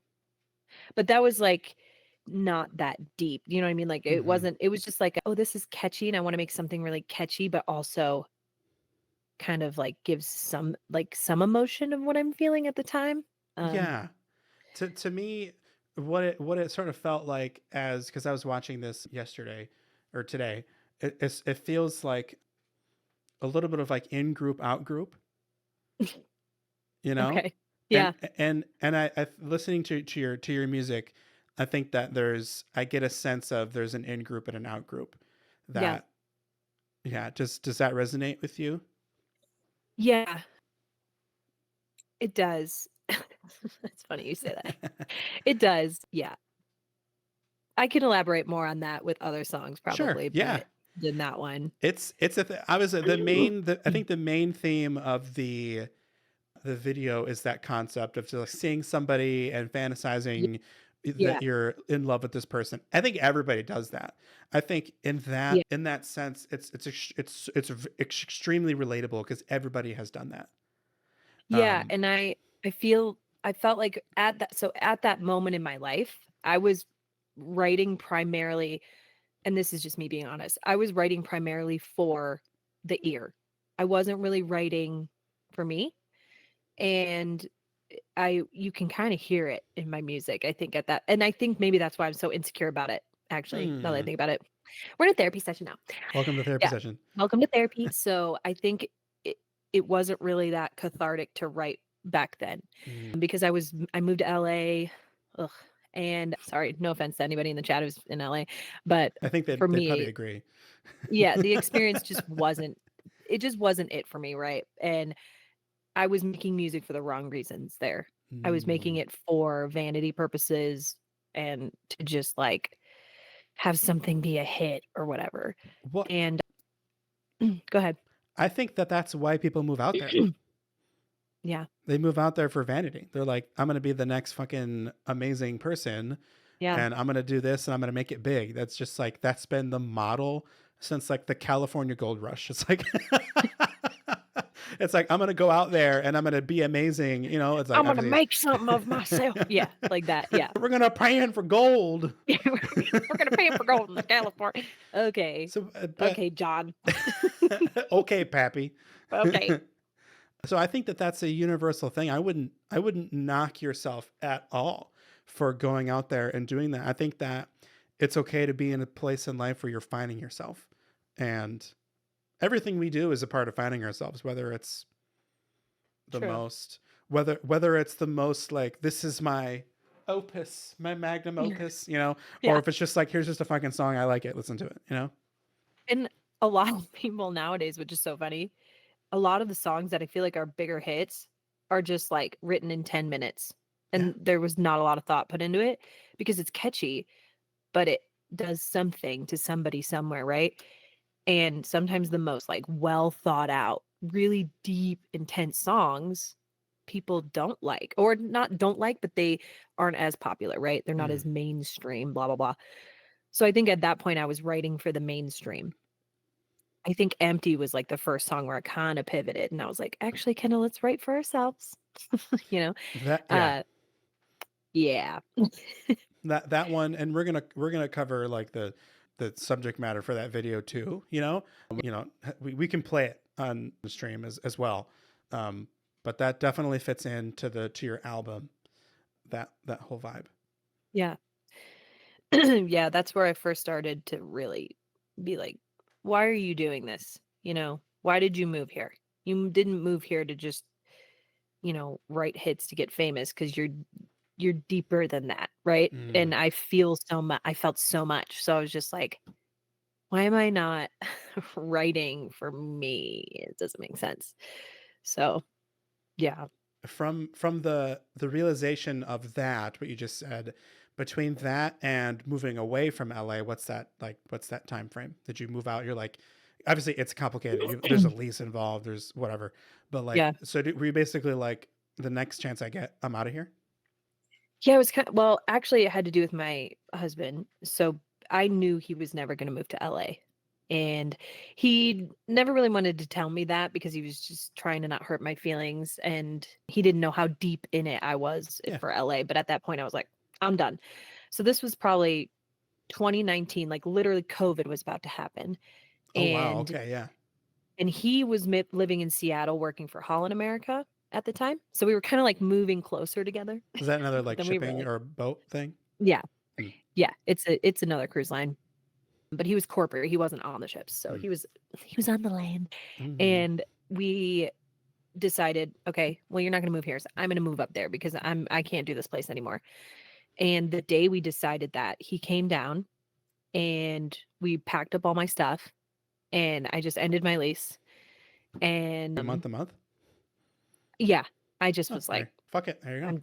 I was like, "Fucking bye." So then I ended up just packing my stuff, and then that day, the city shut down, and so we were like, "What do we do?"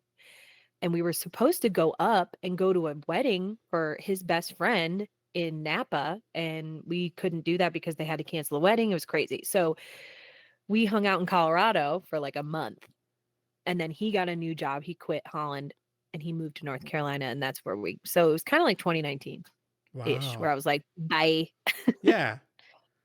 bye, bye. I think it's awesome. Oh, and then Alter Reagan said, they said that's basically what you got to do to make money in LA nowadays. Not gonna lie, just about like just trying to Yeah, just put it as much out as you can, or make something that sounds catchy. pretty much. I think Yep. it's so admirable that you felt this like temperature change in the water. You're like, this isn't me anymore. We need to get out of here, and then you did. It was just really toxic for me. I was partying a lot Mm, and it wasn't a good place for me to be because I wasn't even performing. Like mm, it just was like this place where I felt so I wasn't making friends. I was just blowing money on recording and not doing anything with it. I would just like wake up, yeah, eat, record and do nothing with it. Um and then I just realized it's probably because this place is just not where I need to be. So, and you don't need to be in LA. You yeah, don't. So, I think COVID has proven that for sure. If yeah, there's one thing it's done, you know, is tell everybody like you don't have to move to LA to make music. So, it's a great place to be to make music, but you don't yeah. have to be there. I think that's, man. I just think I think that's awesome. That you got out of there and you just found yourself. You know, And then you had a beautiful house in, what was it, South Carolina? North Carolina. Yeah. No, Thank you. I always get them mixed up. And I mean, damn, I really do actually. I really do. Even though I lived there. Yeah, no, I loved that place. That was my favorite place I've ever lived in my whole life. Yeah. That was when my life slowed down. That was when we got married. I met some of the best friends of my life there. And it was just a great 3 years. It was just awesome. The weather kind of sucks, but other than that, I mean, we lived on a lake. No, we're not rich. We had like a little, what do you call it? Like a double wide on the lake, which was just perfect for us. Coming from ships, we both lived in like little, Confined quarters, yeah. yeah, it was perfect for us. So we just really loved it. And yeah, that's where I wrote a lot of this stuff actually. And that's where I Really? recorded Bittersweet there. Which one is that a single, Bittersweet? No, that's just the album name. Oh, I should have probably put a song in there because I know a lot of people are like, yeah, but if the album's called Bittersweet, you gotta make a song Bittersweet. And I'm like, no, you don't. there are no Actually, rules. Actually, no, you don't. So no, you don't. So I didn't. But yeah, I found myself there a lot. So that's where you wrote the whole album. Yeah, whole thing. I think that makes a lot of sense for how the album it lives, it breathes, and I feel like you can hear it in the music that it's just more relaxed, it's more comfortable. And so were you like in a mostly like rural area there? Oh yeah. Yeah, we were definitely in the sticks. We probably had like 2 or 3 houses like around us. It took us if they hadn't built the Publix near us while we were living there, it like a 30-minute drive to get anywhere. So, but I loved that. I didn't think I'd like it. Yeah. I didn't think I'd like it. And then all of a sudden I was like, okay, actually no, I love this. Like, don't look at me. I want to be in my robe to get my mail. Shut up. You know? Like Yeah. literally. Yeah, I loved it. And then where I live now is just completely opposite. But yeah, no, we were way remote. So do you think, because I want to alter Reagan, you're good. So because I was curious where the shift to country comes from. Was it like, because I know like the Carolinas I feel like that's a very country place. We grew up in a rural area. So I guess I was just curious, what was it about country? I guess first of all, sorry, start over. Why country? Dylan, Really? actually. Yeah. Is he like a country head? Yeah, he's introduced me to a lot of different genres, but he didn't really introduce me to country, but what I knew from country was my dad, which was country sucks and it's awful. And I'm like, okay. And then he would show me certain artists and I'd be like, wait, I really like this.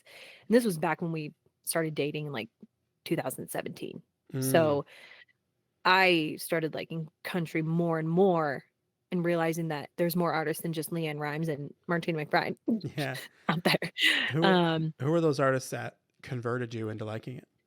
You know, he showed me Eric Church, if you know who Eric Church is. No.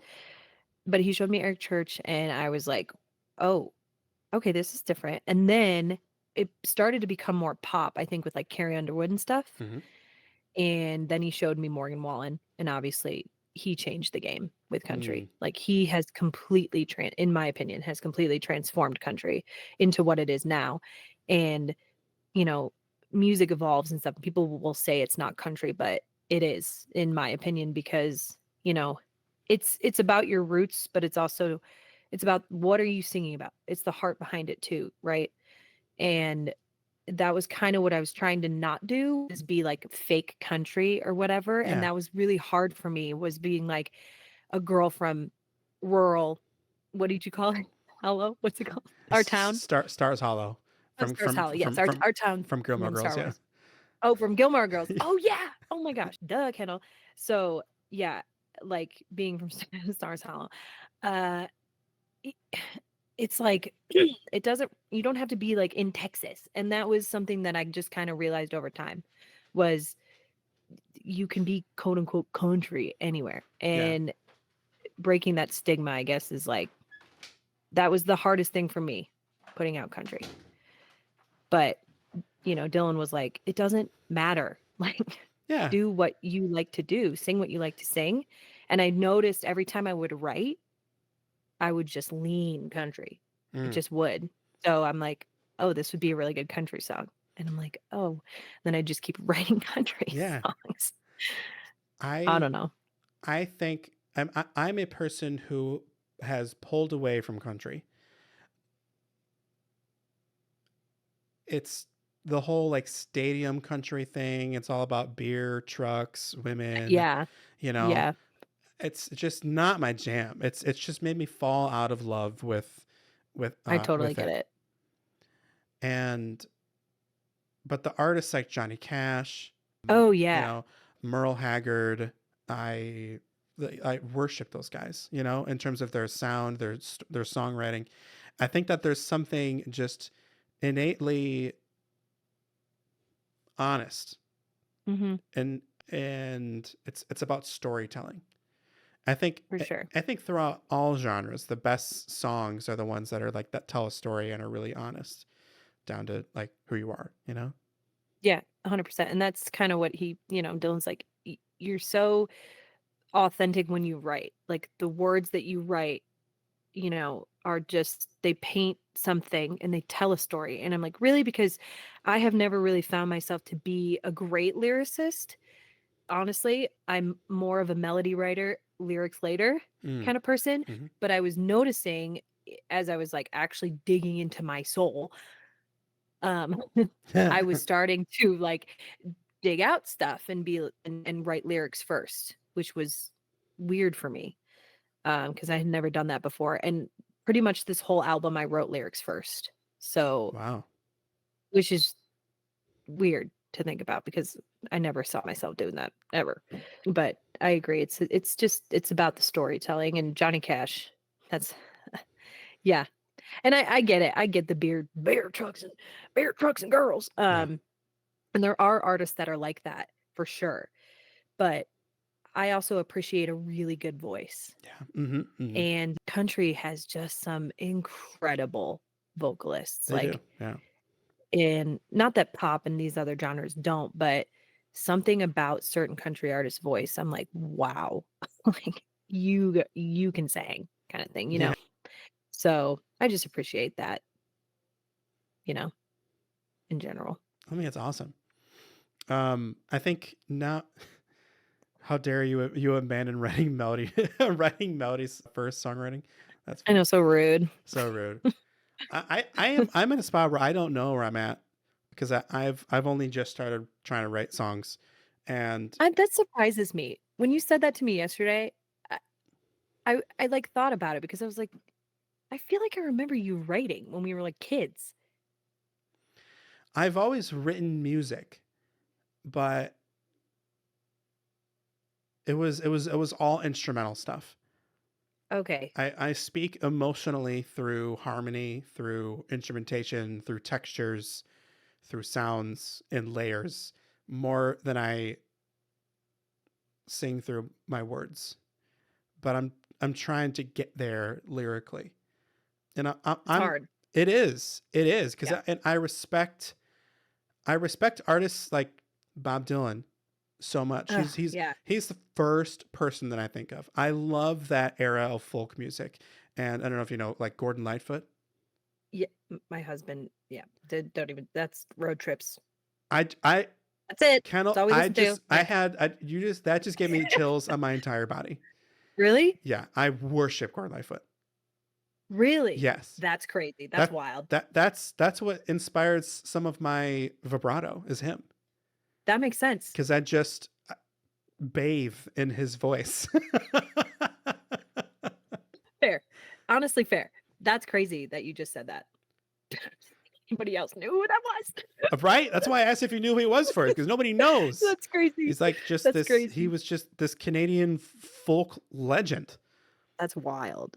Well, Yeah. y'all can when we come to Stars Hollow, we will chat about that. That'll be really fun. Yeah. So that was leading to this. I respect those artists so much and their ability to just write beautiful, gorgeous, poetic lyrics. And that for years has kept me from writing something. Because it's almost like, how dare I, or like comparison a little bit, or I just guess that's even a little more intense than I intend. It's more like, just compared to like, I just can't do it as good, or like I'm setting the bar so high by like revering these artists. It makes it really hard for me to do it. Simply, that's just that. Yeah, I've also wrestled with that too, because I listen to the lyrics of like Zach Bryan, and half the time I have no idea what he's even talking about. I'm like, these lyrics are so deep, but I don't even know what you're saying. You know what I mean? And I sit and I write, and I'm like, I feel like I write so like preschool, kindergarten compared to that, but you just have to, that's the thing. It doesn't matter. Yeah. Because if it feels like you're like, oh, this is really telling a story, or, oh, this is really cathartic for me, then it doesn't matter. I'm working on a song right now. It's folk. So it's very, I worship like simple folk melody, like similar to like Irish folk tunes. I love those kinds of, that kind of music, that type of writing. So I'm starting there because I feel like it's easy to write a melody for that. And I'm starting with catharsis. It's kind of like, it's innately a political song, but I don't like mention anything in particular about politics. It's just like shit that pisses me off about society. And it's just, Right. it's just a whole song of that. Is it called, you said it's called catharsis? No, it's going to be called, no. Oh. Cause you had said writing from a standpoint of catharsis, like finding catharsis in the writing. That's where I mean, that's where I'm starting. I'm starting from there because I feel like that is where I'm just comfortable with. There's another streamer that's on here. Her name is Emily Henry Music. A lot of her music pulls from like Greek mythology, and like she writes a lot of fiction based things. And I'm like, that's a whole nother layer. That's like books. Yeah. That's like writing fiction books. Yeah. No, that's a lot. That's crazy. But and I love that. Because I couldn't. But it's just, it's just pulling inspiration from somewhere that makes sense to you, Yeah, but I feel like you even writing about something that you feel strongly about is writing for you, right? Yeah. So it doesn't have to be something particular to, or thinking about how deep a lyric is. Because sometimes it's like, okay, it's a little too deep. Like we're getting a little too deep. Like, you know what I mean? Yeah. Or like it's almost so deep. Oh my gosh. People are gonna the Taylor Swift train of the people. Sometimes I'm like, I feel like you really tried hard to make that lyric. Like sometimes I'm just like, okay, we're really trying. And it's, if you just think, you don't have to think, right? Just, that's what I would do. Yeah. And then find something that rhymes, or don't.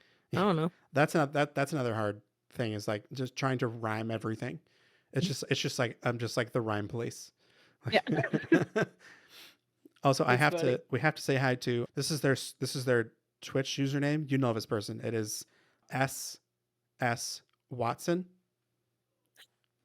Yeah. Oh my gosh. Yeah. Yeah. Oh, so fun. So fun. He said, "Wow, if I could tell 8th grade me about this, he would have no idea what I'm saying." And then hello Voodoo. I don't think I said hi to you. Sorry, I'm being very focused on the interview, obviously, but I just want to take a second to say hi to everybody. Sorry, I'm a yapper. No. This is what we're here to do. So yeah, we are kind of moderating today based off of things that are just kind of relevant and Just baseline, just don't be mean. Somebody said the word dumb earlier. Don't do that. And then SS Watson said, I like rap Dallas. Blind Bat said, we like punk Dallas.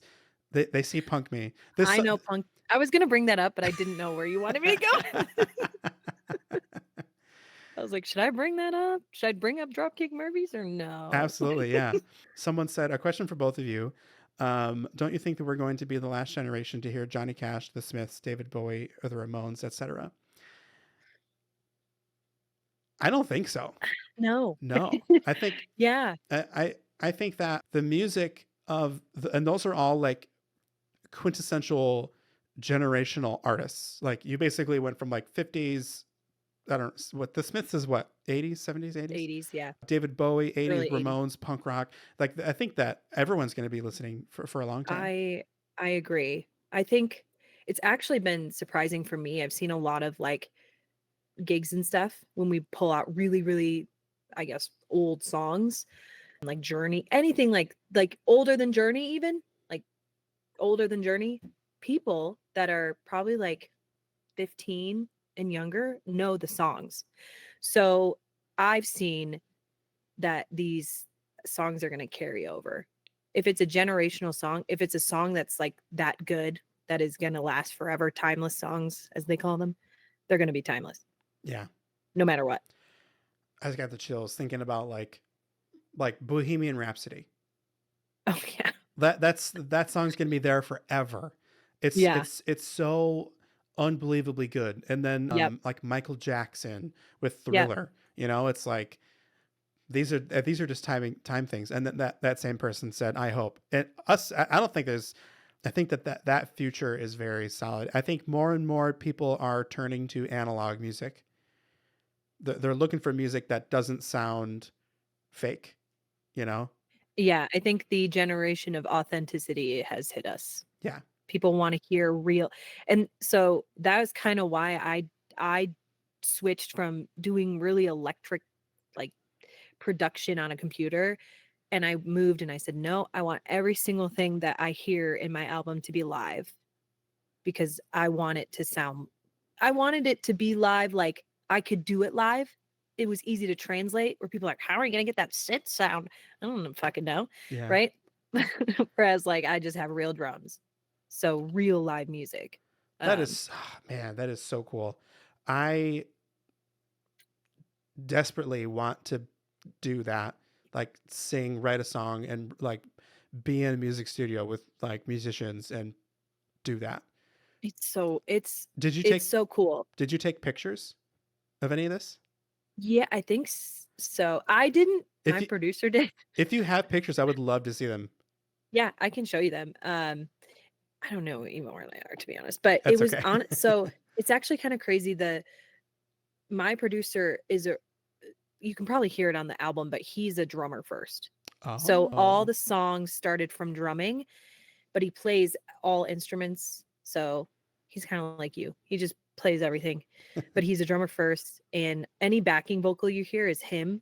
So he did all the backing vocals, like the male backing vocals, and he had a partner with him too. So, but yeah, everything was live, which is just, that was my dream, was to have a live album. Yeah. So that is so cool. That is, I don't know, listening to it, like I write music in here, you know, and it has a certain sound to it, and like you could release music from here. Yeah. But so you would just, at one point is you just don't know if it's live or if it's not. And I think that's a huge part of why this album is so good, is that, thanks. And you can tell, like, for example, Taylor Swift, she re-released a lot of her music under that Scooter Braun, was that his name? Yeah. She the drama. Yeah, the drama. But she took her music back and she re-released it. And I never have really been a fan of Taylor Swift because of some of the stuff that we've talked about. Yeah. Some of it's surface level. It feels like that anyway. And with her Taylor's versions, it pulled me in because she has musicians that she works with, that she tours with. She plays with these people all the time. And I don't know this, but I have a suspicion that she had all of her favorite fucking people Mhm. in the studios when she recorded her Taylor's versions. And it 100%. and it just oozes into the music. It's Yeah. more alive, it breathes, it has a pulse, it Yeah. has a Well, soul. her voice has grown True. so much That's true. too from the first, like, kinda, like, whinier version of her to this version. I mean, I loved her country stuff, though. I gotta like I did Yeah, like it it's good. good. I did like it. Well, and then the Taylor's versions of her country stuff, didn't she did really She did Love's I think did she do Love Story? I think she did one country one. But whatever it was, I don't know if I don't think it was a full country album that she had. Oh yeah, Blind Bat says Love Story. yeah. I think it was the one country. It knocked me. I remember we were going to get coffee down the street, and it knocked me flat on my ass. I I, need to hear that. I haven't heard that Taylor's version of that. I'm gonna listen to that because it's my favorite one. I was like, "What the fuck? This is gorgeous," You're you like, know? "Hello?" Yeah, I'm like, you know, part of it is that she wrote that when she was like, what, 18, 16, Yeah. and recorded it at that age. So your voice doesn't hit maturity until 30. So there's definitely that, but if I don't know, but I just feel like she had her homies in there with her. Yeah. The Yeah. homies that have been playing, like, the world tour for Yeah. the past 3 years. Yeah. Right. She had to have. It's so much different. Yeah. Why would she pick anybody else? You know what I mean? Right. Of course. And I don't know, like when you get to that level with like this corporate label with where Yeah. the drama happened, I don't know if you get to control who you play with. Are you just playing with like whoever the studio musicians are that day or something, or do you get to bring your own I don't people know. or I think she has FU money, so I think she can true. just kinda, like, call the shots. True. But, I mean, I think well, for instance, I don't know if it's the same with musicians as it is with, like, dancers, like backup dancers, but my favorite artist right now, and this might be also a hot take, the chat might hate me, but it's Tate McRae because I grew up watching Tate McRae go from, like, 14 singing in her little bedroom, which is, like, me in my little bedroom, to now she's just running all over the world like Britney, but she gets to pick, and she's Oh. I mean, I'm sure she's under her label, like, sucked into that label right now, but she gets to pick all of her backup dancers. She gets to pick who plays with her guitarists and stuff. So I don't know if it's the same in the studio, Mm. but who knows? But I wouldn't doubt that Taylor would not pick the peoples that have been running around Yeah. with her, right? I think that's fair. Yeah. You're probably right. There's just something about those Taylor's versions that are just like I'm gonna listen electric. to those Yeah. intently. I love that 'Cause- you can see the chat, and every time you look at the chat, it's like something, and I'm like, "What did I say?" No. We're just talking about Taylor Swift. Oh, Blind Bats Tay. Blind Bat said, not a fan of Taylor Swift. This is unsettling news. Grace Anna says unsub. Alter Reagan says, I couldn't name one of her songs, not gonna lie. Blind Bat I again. respect Taylor Swift Yeah. for sure. I don't even say I don't like her. I just kind of her music, it just doesn't do anything for me, I guess. I think she's incredibly talented. She's one of the best songwriters there is out there, but her music does nothing for me. I I don't think know. I think Taylor Swift is a grower. If that makes A any sense. grower. Yeah. Because like Watson said, I didn't choose the Swiftie life. I married into it. I married into it. My Well, wife is more into Taylor Swift, and historically wasn't, but it's just started to become more and more yeah. into it or into Yeah. her music, and then I've started listening to it more, and it's definitely the more you listen to it, I'm like, oh yeah, there's like some really good like layering in the song, or there's a really good like use of harmony. Oh, that was really good.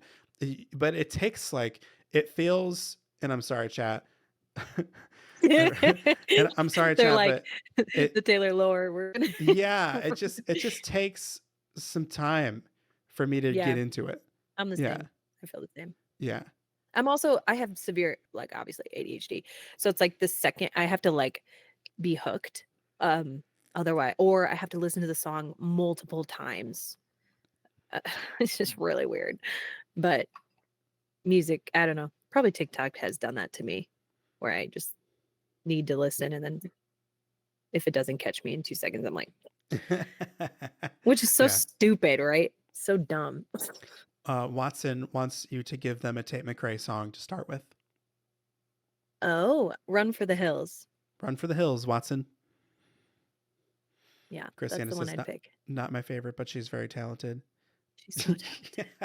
Christiana says, is anyone here not neurodivergent? I don't think so. That's why I said you're in good company. This is Okay, there's good. enough to go around here. We all That's good. this That's is good. one of the most focused streams I'm I've in a ever safe had. space. You really are. It's great. That's good. That's good. And Except for the guy that called us dumb earlier. no, they weren't calling us dumb. They called somebody else dumb. in Oh, chat. don't call people dumb. Yeah, it's me. Voodoo Child 420 says squirrel. Yeah, Yeah. literally. Oh my gosh. Yeah. That's so funny. So we haven't gotten into your album yet. Do you want to take 5 minutes, go to the bathroom, get some water, and then we'll come back and get into your album? We can, yeah.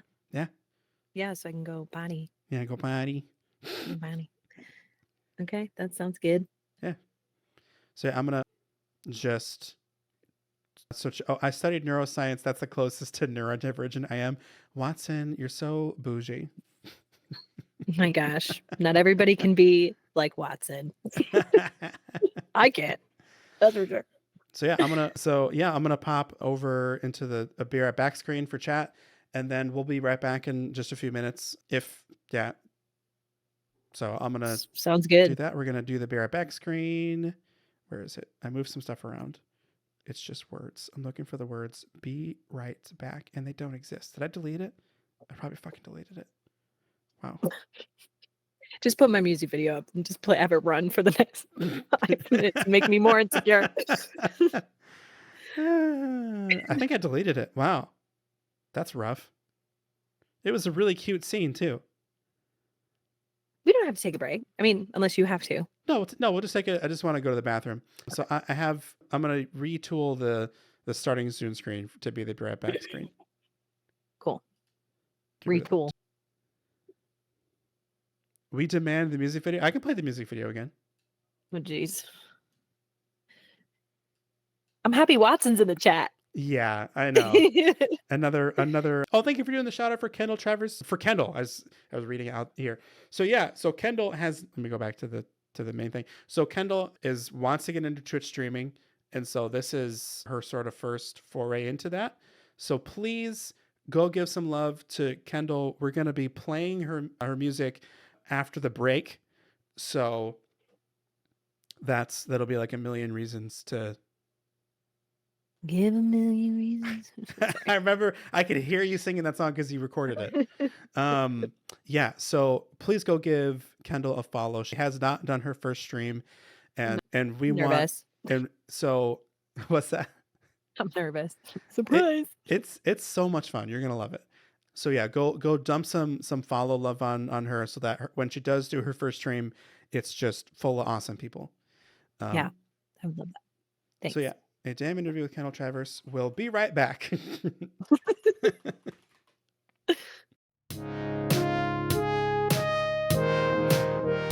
Hello. We're back. Hello. We are back. Welcome back to A Damn Interview. That stands for Dallas Harley Music, if you know that. That's with the channel. Yeah. Okay. Yeah. Okay. Yeah. So welcome back to A Damn Interview with Kendall Travers.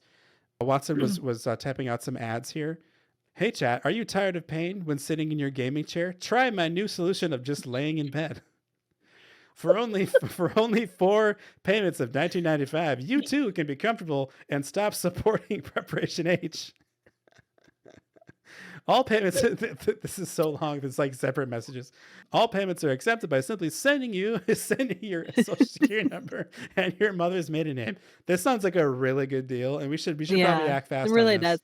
does. And your tolls are past due, by the way. Have you been getting those scams? So many. I'm like, who's falling for this? My Oh my problem is gosh. that I actually did miss some tolls, and I don't know who to trust. It's always in the mail. Right. We haven't gotten Always it in the mail yet. You will. I got one, and this one almost got me. Watch out for phishing scams, people. It's because there was one that was like like you have an unpaid toll. If you don't pay right now, like it was like you'll be arrested or something. Yeah, it was like, we're coming to get you. Right. And then I was like, oh shit. And I was like, wait a second. I've done corporate fishing training multiple times. When there's a sense of urgency, it's not legit. Correct. Like they will always let you know way ahead of time. Yeah, So that's very true. anyway, there's your little message about fishing and the dangers And of fishing. they're not going to text you that they're arresting you. We're like on our way to like fucking arrest you. Yeah, we're like, we got your location. Please pay $6 to the state of Wisconsin. Yeah, that's so funny. Oh man. Those are past. Oh yeah, the past due. Yeah, the past due toll texts are out of control. Yeah, They really are. I got a rolls request from Michigan. Oh, tolls request? You mean tolls, Probably. Watson? I'm used to always being late on your North Carolina tolls. Yeah. Yeah. Honestly, they're really bad here in Colorado because you don't realize you're going to get one. And I'm like, I didn't take a toll, but then the lanes kind of dip together, and I think they do it on purpose. They probably do. Yeah.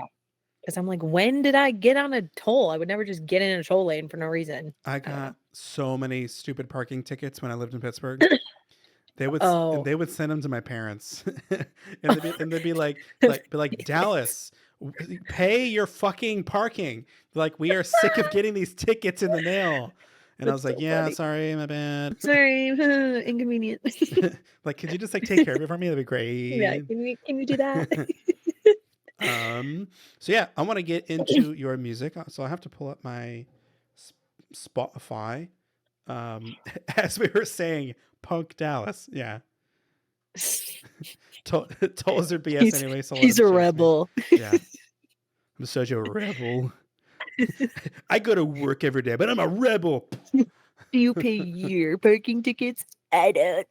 I'm a rebel. Okay. Oh my gosh. Could you imagine going to jail over a parking ticket? That'd be crazy. No, I can't. I'm too soft. I can't do it. I would I'd probably have a panic attack and just not be okay.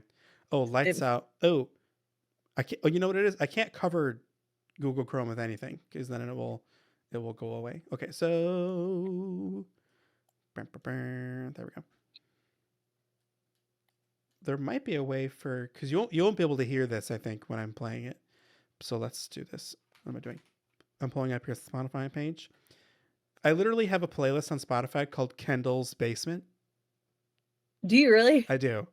And it's because when we were going through your basement, when you were like wrapping up your parents' house, yeah, we found a bunch of music down there, which I still have, by the way.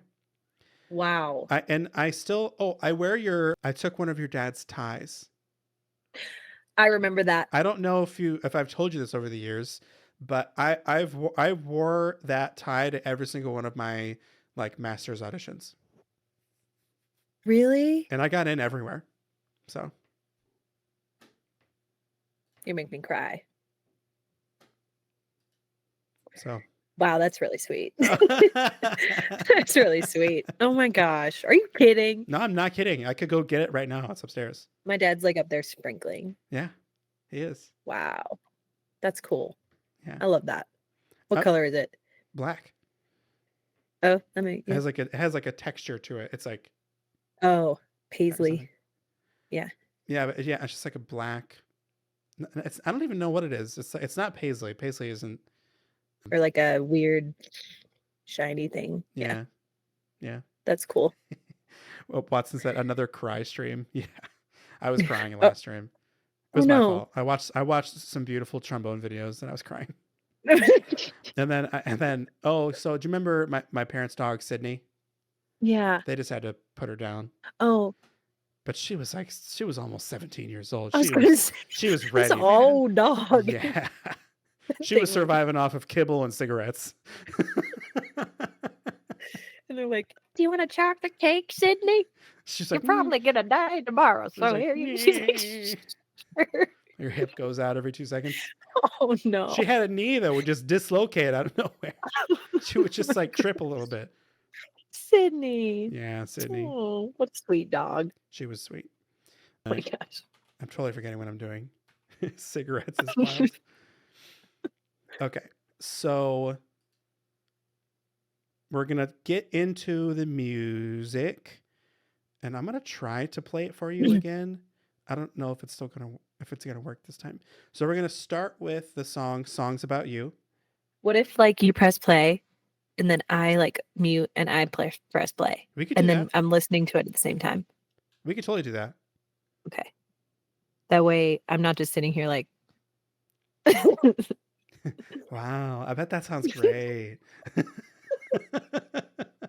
yeah. Okay, wait. Oh. Okay. I'm muting me.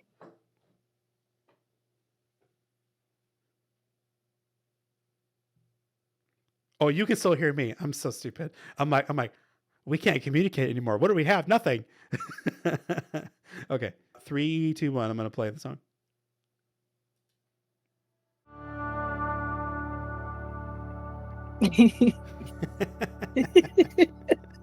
You doing okay over there? Yeah. So, man, so this the thing is in my mind. Okay, so spoil. Let's go. I have to ask because Yeah. chat history here. Kendall and I, we did date at one point. So We did. my question is this song about me? Yeah. You caught me. Damn, I knew it. All these years. Like we dated for like 1 week. I actually wrote this the day after we broke up, Oh and I my was God, like, no. you know what? I gotta write the song. Like that cotton candy was just too good. Really what? Oh my God. And snow cones. Yeah. Too damn good. Too damn good. Oh. Okay, so that how old were you guys? Like 7? So that was middle school. I asked like you to 8th? Yeah, I asked you to be my girlfriend on Valentine's Day of whatever year. I think we were like 7th grade or something. No, I think it was 6th grade. It was either 6th or 7th grade. You're right. It was 6th grade. We were younger than that. And I just remember, okay, middle school is not dating. Well, this wasn't really dating. It was very serious. Yeah, very serious. We made cotton candy together, and that's basically like a middle school marriage. Literally, we're married. Spoiler alert. Spoiler alert. Yeah, so that song, oh my God. I mean, from the very first, I really want to hear what you think about this song and things like that. But from the very first, like the opening, like with the rolled, like picked guitar chord with the guitar, the lap steel. You get a lap steel in a song. I'm in tears immediately. That was my favorite part. Yeah, best. Yeah. And the banjo. What I think, what brings a tear near to my eye every time I listen to this song is the chorus. How there's a lot of, I don't have the lyrics in front of me, but it's the you know your own song, but it's like there's a lot of words and you kind of hover here. Yeah. You hover here. It's like and then finally the hook of the chorus is still writing songs about you. And it's like this wash of emotion right there. And thanks. Some choruses are in the beginning. That's like the money spot. I don't know. Some of them peak in the middle. Some of them are just kind of like one long peak because it's a chorus. I love the way you crafted this chorus. Thank you. I appreciate that. It's funny because the writing songs about you, that came first before everything. So I wrote. That's awesome. I wrote around that. I wrote around that because I was just like, I'm weird. I write in the shower a lot, which is very strange. Or I write in the car when I'm driving, which is like really bad because no, it's bad. Because I'll get home and I'll be like, okay, did I drive? And I wrote this while driving, and I don't know, I just heard that in my head, writing songs about you. And I was like, okay, let me just write something around it. And I was nervous about the chorus because I have a lot of words in there. It's a very wordy song. And I was like, man, is this too many freaking words going into one like bring me on in I'm like, is that too much? Whatever, No, fuck it. I think it's very playful. I think Thanks. it's very playful, and you end up with a lot of like syllabic syncopations in there as a result of the wordiness, which just makes it interesting. It makes it very interesting to listen to. It's not just look what you made me do, look what you made me do. You know, it's not just that the whole time. You know, Taylor Swift, more Taylor Swift, more drama. it's a very interesting chorus. Thank you. So then, Elephant in the Room, who was the you? Who was it about? Dylan. Yeah. That's cute. Like, so you used to write the bad songs, sad songs, used to write the pick me up midnight mad songs. That's like about me, like writing the depression in my room. Mm. And then how now it's like I write about love and happy things. And I'm happy that those things are about you. So it's like deep, but not that deep. Yeah. No, I think You know? that's spot on. I mean, because it took me like a couple, like one or two listens to hear all the words in the chorus, you know, because it goes fast. Yeah. And there's that bit that you just said about like the writing like the sad songs, like about mad songs. And I think that it's what makes that beautiful is that you basically call it's your whole history of songwriting in a chorus. Interesting. Yeah. Yeah, it is. I never thought about it that way, but yeah, it is. Because it's like when it's like sad, sad, sad. Oh, now we're married. Now I'm making happy. It's like literally that. Yeah. Yeah. Thanks. Yeah. I really enjoy that song. It's so good. That song that's the only one on the album that I didn't do with the same people that I did with every other song with. So that was a completely different producer. He's more of a Christian like rock producer.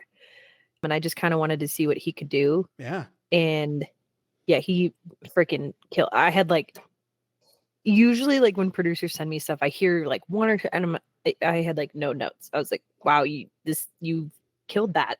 Thank you. Like that's so good. Yeah, he's incredible. So got lucky. So do you have like a concept that you send to them? Like, how does that work? Yeah. So sometimes I write with YouTube tracks. Yeah. Give her like type beat. Sure, yeah. So I'll write use something. usually, yeah, like just to get like some kind of idea going. I'll write with type beat, and then sometimes I'll send that and be like, "This is kind of the vibe I'm looking for. Like, please don't copy this; you'll get in trouble." But this is the vibe, and then I'll send a couple other songs. And sometimes it takes a couple times before I'm like, "Yes, that's the vibe." But he got it like right away. I'm like, okay, That's awesome. great. Yeah. It was fun. It was a fun one. That's the last one I wrote. Really? I debated putting it out. Oh my God, it's gorgeous. Thank you. It's so I good. debated putting it out because there's like one. This is just the perfectionist in me. There's one at the end. There's one note at the end that's really dissonant and really like it clips a little. And I'm like, and every time I get to it, I'm like, here we go. and then which like the average listener would not fucking care about, but I do. But I it's haven't like, noticed it. I'm like, whatever. I'm just gonna put this out. I don't care. Yeah, but that's because I recorded it with this mic. Really? Mm-hmm. See, because the last song, When You Come Back Down, that one has a little bit of a different color to it. Yeah, that one's different. So that's actually a cover song, by the way. Is it really? I didn't know that. Yeah, it's by Nickel Craig. Oh, yeah. But that's kind of why I wanted to make it very obvious that it was a cover song, but not a lot of people know that song. So, yeah. Thank you. Yeah. People, so I have to back up a little bit to when we were talking about how we dated in middle school. Yes. Somebody said, I might still be dating a guy from elementary school. We never broke up. Oh my God, Graciana, is that true? You got to figure that out. Watson said, gonna try and add this song to my restaurant playlist. Oh yeah, that's all. Yeah, you should. Restaurant playlist. Yeah, Watson manages a restaurant. Yeah. Come on. And then I gave a girl a plastic diamond in 7th grade. We're probably still engaged, 100%. 100%. Oh, you still are. You should Yeah. probably call her. That's actually Should probably plan that's very this. legit. Should probably plan the ceremony soon. Longest engagement in history. Yeah. We're going on 20 years. She's been waiting a while. She's like over there. Back to the Taylor Swift shade. Yeah, sorry. Let me introduce you to a song. You need to calm down. Oh my gosh. 100%. Yeah, I love that song.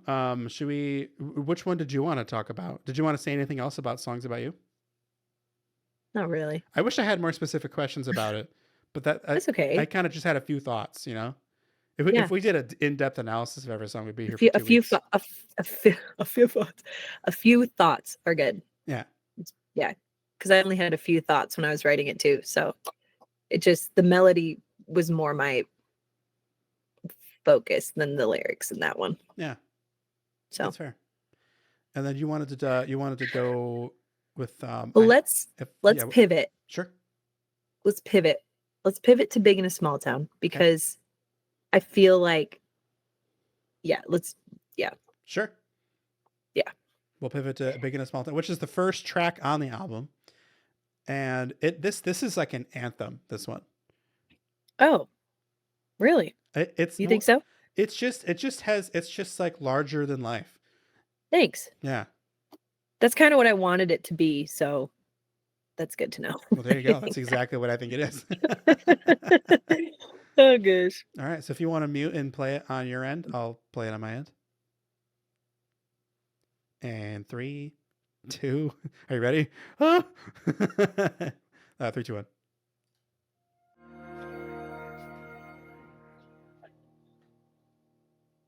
Yeah. A lot of lore in this one.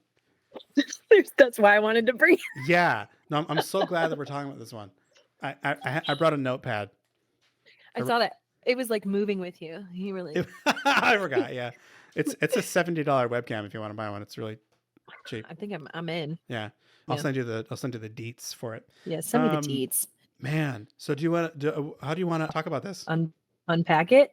Well, overarching, the song is about feeling kind of like you don't really fit in where you're living, and there's like a purpose for you, and you're just like, is it okay if I leave? Because like I don't know if people are gonna care, or if people are gonna think I'm crazy or whatever, but I gotta leave. Like I gotta get out. But then the other side of it is kind of like feeling as though I didn't really fit in, and I kind of got bullied in middle school. Oh. And I don't even know if you even knew that, but I didn't know that. That's why I moved. That's why I moved high schools, because it was bad. Anyway, so that's kind of what that's about. It's like feeling like you're not cool, and like you're never going to be good enough. Like saying like, who told you couldn't do that? Who said that about you? You know, who said that you couldn't marry the man of your dreams, that you couldn't have what you wanted, kind of thing. So, you know, stop thinking those things and just go do it. And then, so the pre-chorus or the bridge is kind of me talking to my younger self, saying, I was once that, like, you're going to get out. Don't worry. Kind of like talking to me. And then, yeah, that's like the overarching story of the whole thing. Man, that is so. First of all, who in their right mind would bully you? Oh, you know them. Is it the person we talked about yesterday? No. Okay. But you definitely know them. But it was really bad. It was really bad. Was it like other musician people? Other singers? No. Completely not related at all. Yeah, and it just was really bad. And it's actually really funny because one of them, I saw them maybe like a year after my dad passed away.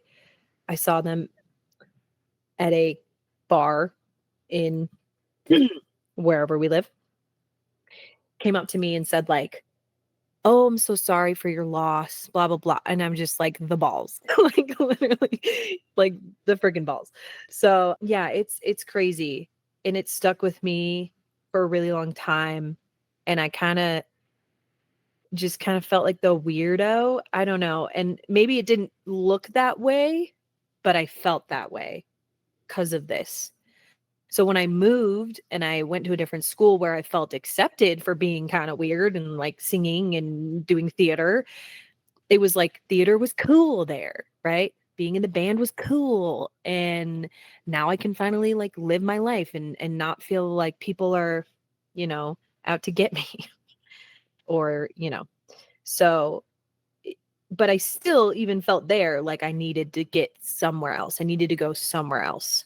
And I I feel like I regret calling it big in a small town because I don't want it to come off like like that, like I'm Yeah. better than everybody. It really isn't that. It's really just a like you feel like there's more for you out there, but you're stuck in this small little town. Yeah. So, Well, I even like because I never this is obviously it's like the title song, or it's not the title song. It's the first song on the album. So this song probably have listened to the most out of all your music, and it's always been a mystery to me, like the meaning behind it.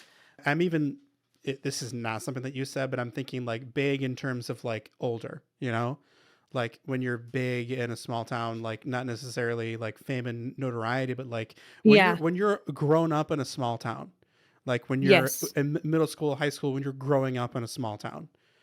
Yeah. It is about that pretty much. Wow. So, yeah. So I guess it has two different meanings, Yeah. Oh like, my God. thinking about it. Just some reaction from people in chat. Blind Bat said, fuck bullies. Fuck bullies. Yeah, fuck 'em. Watson also had no idea. Um, and then they said, I never realized how much people tried to bully me in middle school / high school. I was just too unbothered by anyone. Yeah. I just, Yeah. that blows my mind. I had some questions about it, even though we just kind of talked about it. Don't feel bad, Pickaxed. So this, because I've listened to this song so much, is my notepad. Fucking nerd ass adult's got a legal No, I pad. love it. My husband uses that too. And this stream is sponsored by Pilot G2, the best pen Oh on the yeah, world. we love. Yep, Those pilots are are great. great. They probably support like terrorism or something. Yeah. It just said something really heinous. like oh my God, you had no idea Yeah. that like you're basically the evil devil person, and bye. Yeah. I'm gonna Did get you know lots that they donated to blah blah blah? Yeah, that's huge. Oh yeah, that's a ASMR. good clicky top end. It is a good clicky top ASMR. end. So the very first bit of music that we played of yours on this stream was the music video. And I brought up the theme of like how it feels like in group, out group. Yeah. That started for me as a listener, that started here. And I connected that to your, what's that other song? I'm so sorry. The music video we watched. What it means? What it means. Yeah. Yeah. So do you think that fits into the song, is like the in group, out group? I think with that one for sure. Yeah. I feel like that's like the definition of that song. Yeah. I mean, it's funny because I've never thought about. I feel like I have the concept, but now that we're dissecting the song, Yeah. I'm like, it really has more of a meaning than I really thought it did. Does that make sense? Yeah. I like your subconscious knew more than you did at surface. Yeah, Yeah. because I wrote it with a thought in mind about overarching bullies and just feeling like, okay, screw you. Like literally fuck you. Literally. And then kind of wrote it into like this like anthem of like you can get out. Like don't worry. I think it's so, knowing the lore behind the song now, I think it is so unbelievably admirable and inspiring that you take this, obviously is it formidable? Formidable? Formidable. Thank you. I'm sorry. Yeah, I think. You take this obviously formidable experience that has affected you in a negative way to where like you had to move to a different school. I'll be honest, I missed you every day of high school. Oh, I did too. I really did. I did, because I thought about all the people I like, just kind of was like, bye, but the other part of it was I lived in the same neighborhood. Yeah. But I always knew that if I left, I would drift from everybody in the neighborhood too. But so I just don't think I would have been happy there. Yeah. So I think it's really admirable that you take this huge emotional experience that was formidable in your life, and you don't make a fuck you song. It's very uplifting. Yeah. It's so funny because I have severe OCD. Severe OCD. Because my mom had it too. You knew that. Okay. Maybe I did. Yeah, she's crazy. Like, would clean, like, just, but the different kind of OCD. So mine is very much like ruminating thoughts and feeling like I'm not a good person. And so it's nice to hear you say that. It's validating, because I'm over here like, oh my gosh, that's such a mean song. I'm a bad person for writing something like that. Like, but you're like, oh, you kind of made it into a positive. And I'm just like, I did. So it's nice to hear a different perspective.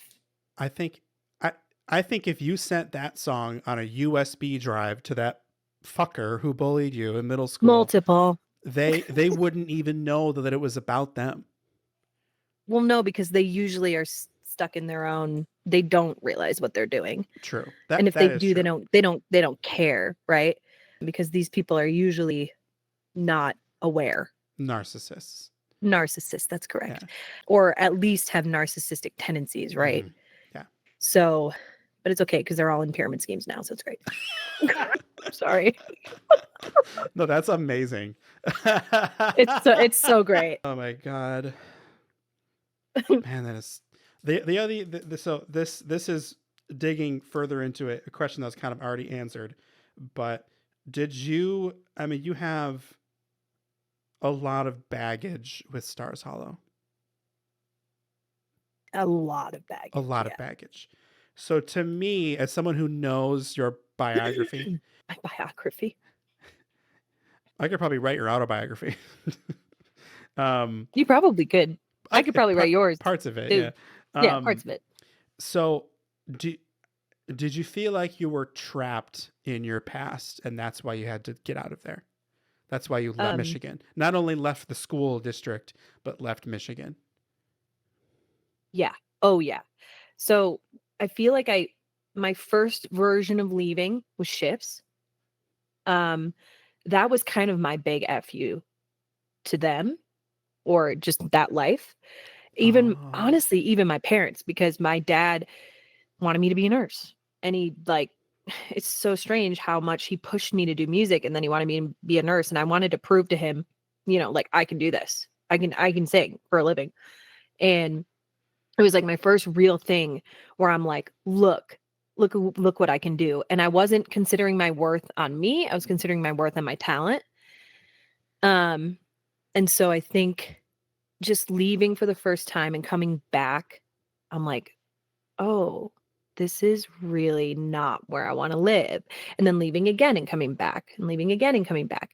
And then finally coming back, being in a bunch of wedding bands and really actually loving that. That's like my favorite thing. Honestly, I really love singing in wedding bands, but I just still felt this sense of like, I don't want to be back here, because it reminds me, these streets and everything, it's just like too much. So I think LA was more of a runaway a little bit. And I think that's why I wasn't happy there, because I made a really rash decision to just move, to try to uproot my life, to get away from everything.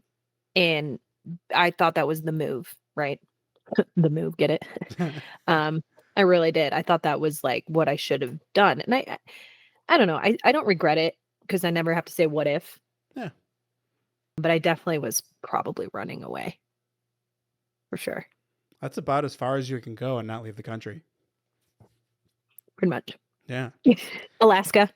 Alaska, for sure. Yeah. Yeah. My bad. Always forgetting about Yeah. Alaska. Yeah. Come on. My Alaskan viewer, well, I don't have any because I'm always Yeah. dogging Alaska. Yeah. It's like a different literal time zone over there. Yeah. It's like a different country. That's funny. No, I'm just on Alaska. My whole brain is filled with Alaska. Oh man. I think you just you make choices, and I think it's you already said you don't regret it. I don't think you should, because it's like Yeah. you went there, you learned some stuff, and then you move on to something else. Pretty much. Yeah. So when you and then so what song do you want to do next? Oh my gosh, you pick. Okay. So when you got onto cruise ships, that was like 2012, 2013, and then by the time, were you still doing ships when you lost your parents? Yeah. So I did a ship in 2014, and then halfway through rehearsals, which is about a 6-week process, I found out my mom was really sick with cancer. And then I kind of knew halfway through that contract I would probably be coming home because she was like stage 4. Oh. So I was like, all right, I gotta get my shit together here because mom's gonna die. So I came home and then kind of just stayed, and because they died 4 months apart. So I just stayed, and then I was like, holy shit, I don't have any money. What am I gonna do? So I literally panic went back on a ship, which was great because I met one of my best friends and my husband. But also like I was like going a little wacky because there is no therapy on ships. There's no spirituality on ships. It's just straight working. So yeah. I think that a lot of people do that. The shit starts hitting the fan and they can't process it, so they just get to work. And I didn't even realize I was doing that because I always felt like I'm such an emotional human being, right? And I'm very hard on my shoulder, whatever kind of person, just kind of say it how it is. But I think also at the time, my actual not immediate family, but my cousins and aunts and stuff, it just was really bad. And I just needed to get away. Like I couldn't handle it. And so I just escaped again. And I think that's part of probably why now I have so many problems because I never dealt with it right back then. And people are like, it's 10 years ago. It's like, yeah, well, it's weird like how your body works with trauma, right? It's really weird how things can come back up when you're 30, 31. And you're like, I thought I dealt with this shit back in 2015. Thought I fucking dealt with it. No, you didn't, girl. So God bless my husband. And my wife. Yeah. I mean, we all got trauma. We Yeah, all have we all trauma, do. and it's weird how it manifests, So I don't know how we got there. Sorry. Here we are. Let's go on because we're getting into like the really like super biographical parts. Do you want to go into Heaven Probably Loves You? Sure. This a good one. It's a good one. Is a good one. Oh, and then people were saying some stuff a long time ago. Dallas with his big college words again. I think it was formidable. Formidable. Is it formidable? It's formidable. Formidable. Right? Your formidable years. I don't know. My formidable years. Oh, okay. I do hear it now. Tomato. It's like aluminum versus aluminium. I'm like, they're the same. I don't know. That's fake. I know. Subconscious controls 80% of your thoughts and actions. That was what Watson said just about writing with the subconscious. Oh, formative. Oh my gosh. We're both right. Do you remember earlier with the horizontal and vertical? Whoop. This reminds me of that. Yeah. Thank you, Blind Bat. Resident genius, Blind Bat. Thank you. I'm never going to forget. Thank you. Random thought. Do you remember going to see Dr. Seuss with Watson? That's so funny. Yes, I do. That's hilarious. All these memories are being unlocked in my head. Right? Oh my gosh. MLM fam from Blind Bat. And then is the moving video still on your YouTube? I think so. It should be.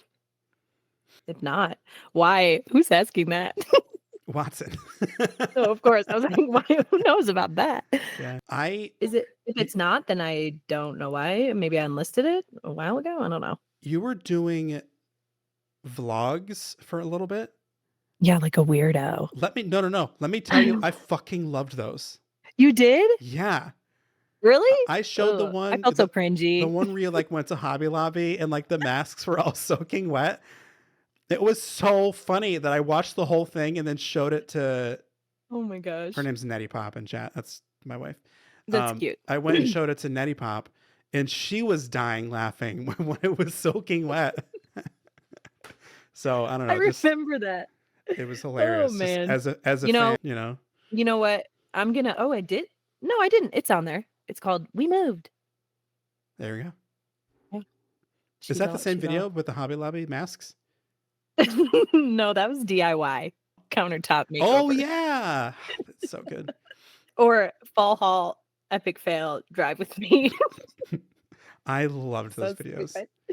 And funny. then Watson also said,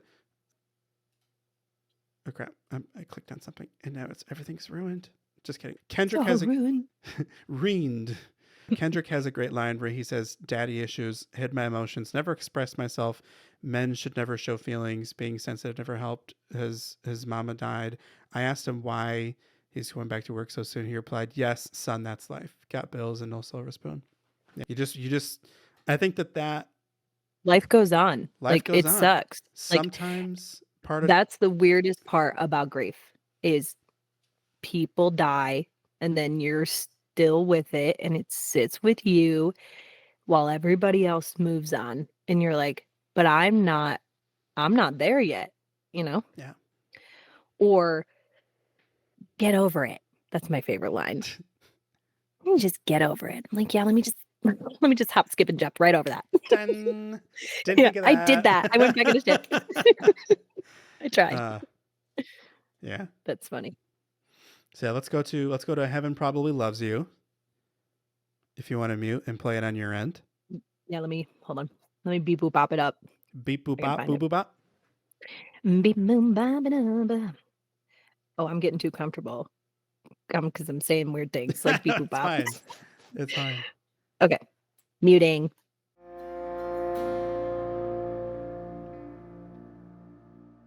Sweet. Listening to this song with you here, it reminded, obviously the song's about your mom. Yeah. I just remember how nice she was. I know. And I mean, regular members of my chat know that I'm a person that talks to parents. I've always talked to parents. Usually, like if we're at a party, I'm talking to the parents. I'm like, peers, fuck out of here. You know what I mean? A-line, parents. Parents. They're the G's at this party for sure. So I spent a lot of time like at your house talking to your mom, you know? Yeah. And she was just so nice. Smoking cigarettes Yeah. at the kitchen table. Selling things on eBay. I forgot she did that. She had so many weird things she did. Weird. Yeah, she was doing that. I feel like my mom was all my friends like gravitated to my mom. Yeah, it's interesting. She was really cool. I really like her and I were really, really close.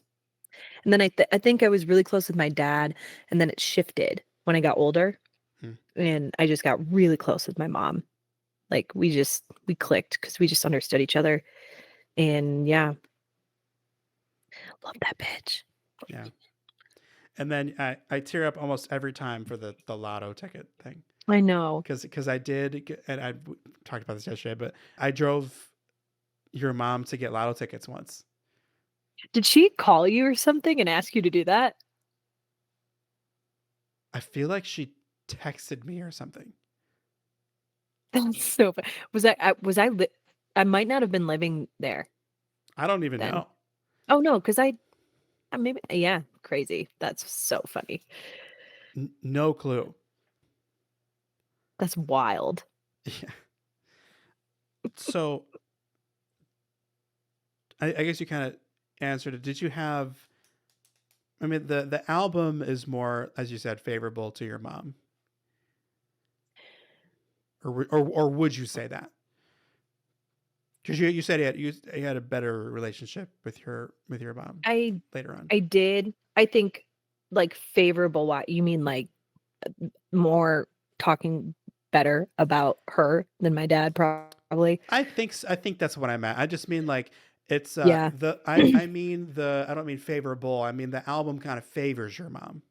It does, yeah. Yeah. And this is another like subconscious writing thing, right?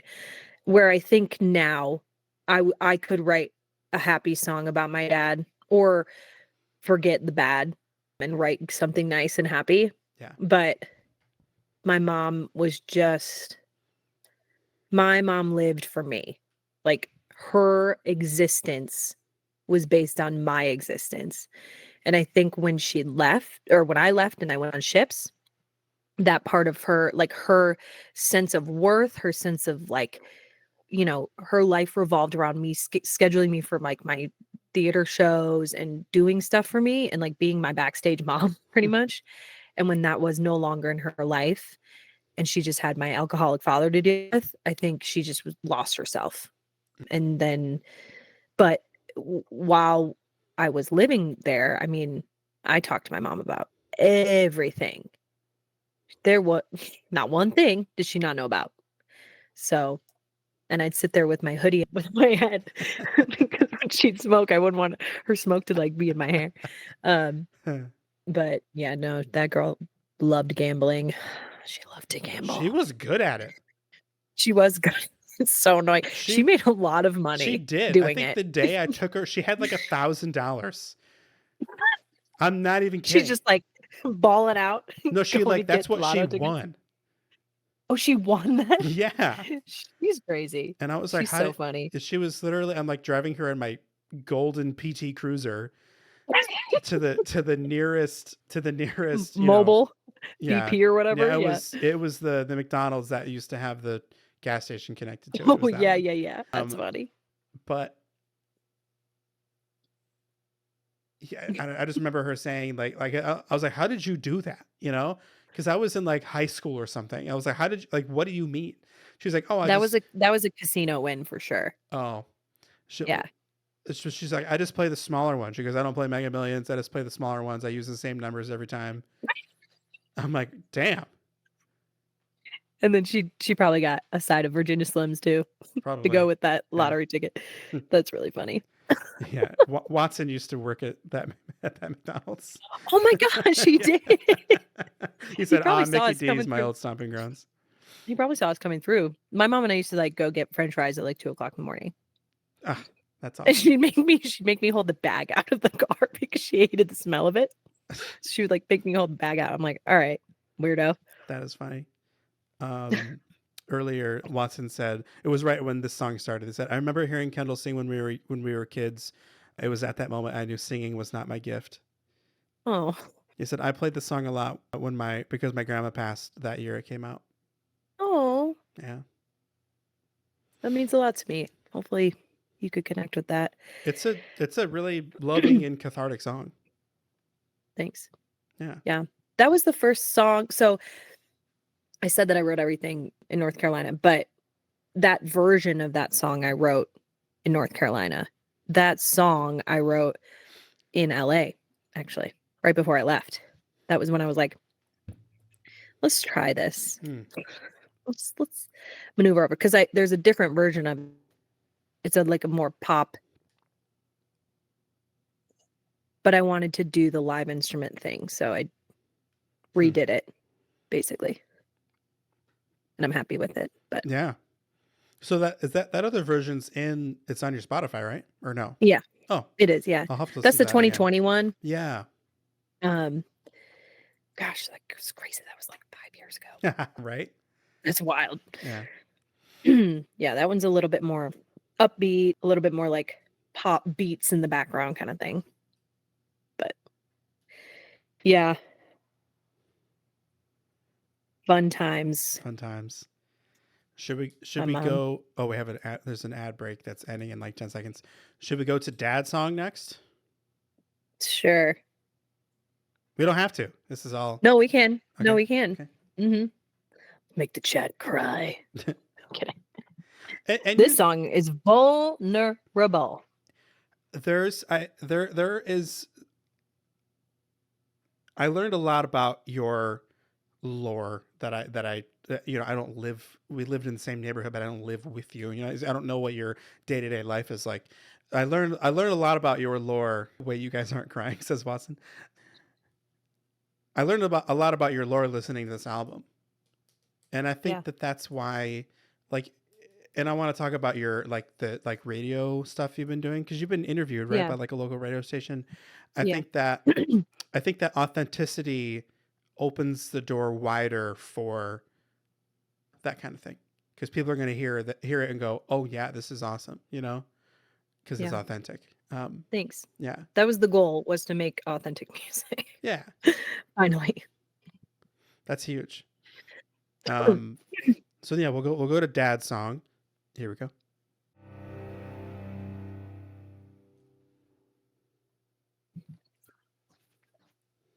So there's that. that it's every single one of these songs is just so honest. It's so gut wrenching, you know. And that one's gut wrenching. Not every song is gut wrenching. That was, you know, that one's gut wrenching. I was scared to be really vulnerable with this one, because I feel like nobody really, even like you, knew why he died. And so it was like me telling. And as stupid as this sounds, I think that there are people from our hometown who care a lot about my existence after my parents have died. Not because they care about me, but I think it's they're like, how is she not a heroin addict? Like, literally. And I don't know either, but I think I was really scared, because I think people were really invested in knowing why. Why'd your dad die? Why'd your dad die? Why'd your dad die?